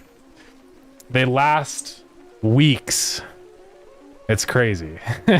The battery life is 250 hours, but that's 250 hours of like continuous playback. So in reality, it's much longer than 250 hours. Yeah, I think they sound pretty good. They have a pretty nice neutral sound stage, which is one of the big things I want out of headphones. Because you know, doing a lot of audio stuff, making sound effects and music, I don't want my headphones to sound too biased. But I think they're nice. The only thing that's like weird that maybe I don't prefer as much is that they're closed back. They're more sound canceling than my last headphones. The Astros are very open and I can hear everything around me, but it's harder to do with these, which is why you see the little I usually put the one side only halfway on the ear, so I can hear. But I've been doing that ever since I'm like 5 years old. It's fine. It's normal. But yeah, they're pretty nice headphones. If you don't like stream and stuff, then it doesn't matter. Like you don't have to hear around you. So for that case, I think it's great and I would recommend them. But yeah, they're nice and just sturdy. Like I like how simple they are. There's no little bits and weird plastic pieces. Like it's just a solid metal band all the way around. It has a nice hinge design. It's all metal. That's the thing that I like about them a lot, is that like the Astros were very finicky in terms of construction. Like there's a lot of plastic components and there were some pieces that were super thin and like, yeah, obviously they're gonna snap. But these are much better. They're the HyperX Alpha 2 wireless. But yeah, I've had a good time with them.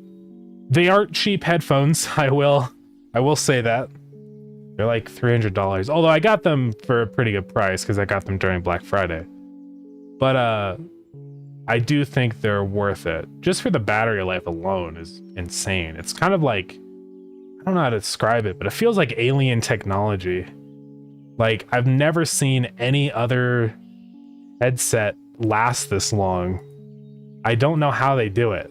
And it's not like they're particularly heavy or like there's no like downside. I don't know how they do it. It's really really perplexing. But yeah, they're a solid headset. I would recommend them if you're willing to spend money. With headphones and stuff like that, like I use them every single day of my life, so I don't mind spending a bit more money on them. But I could see to a lot of people they might be a little bit out of their budget. That's fine. But yeah, there's alternatives if they're too expensive. The Alpha 1s are a lot cheaper and they're basically the same battery life and stuff. So but yeah, anyways. Oh, let's go raid Diggs Dev. Thank you gamers for coming to the stream. Thank you for Boolean and Silex for the raids. And Cement for the sub. I appreciate it. Sound great and the battery life is insane, so I got them. Yeah, I think they do sound really good. Battery life is literally unreal. I don't know how they do it. So yeah, good pair of headphones. I'm not sponsored, unfortunately. But yeah. All right, we're gonna start this raid up. We're gonna go raid Diggs Dev. Thank you, gamers. Learn an update very soon. I know I say it like every day, but now that the Starground update is out and like tomorrow and ready, I can stop focusing on Starground again and focus on Learn. I got the icon and the logo done, so my goal now with Learn is Steam page. I want to get that like hopefully done in the next week or two, because then we can make devlogs for Learn. So yeah, anyways, thank you gamers. I'll see you tomorrow at 3:30 MST. We'll probably work on Learn. But yeah, thank you guys for coming in. Bye bye.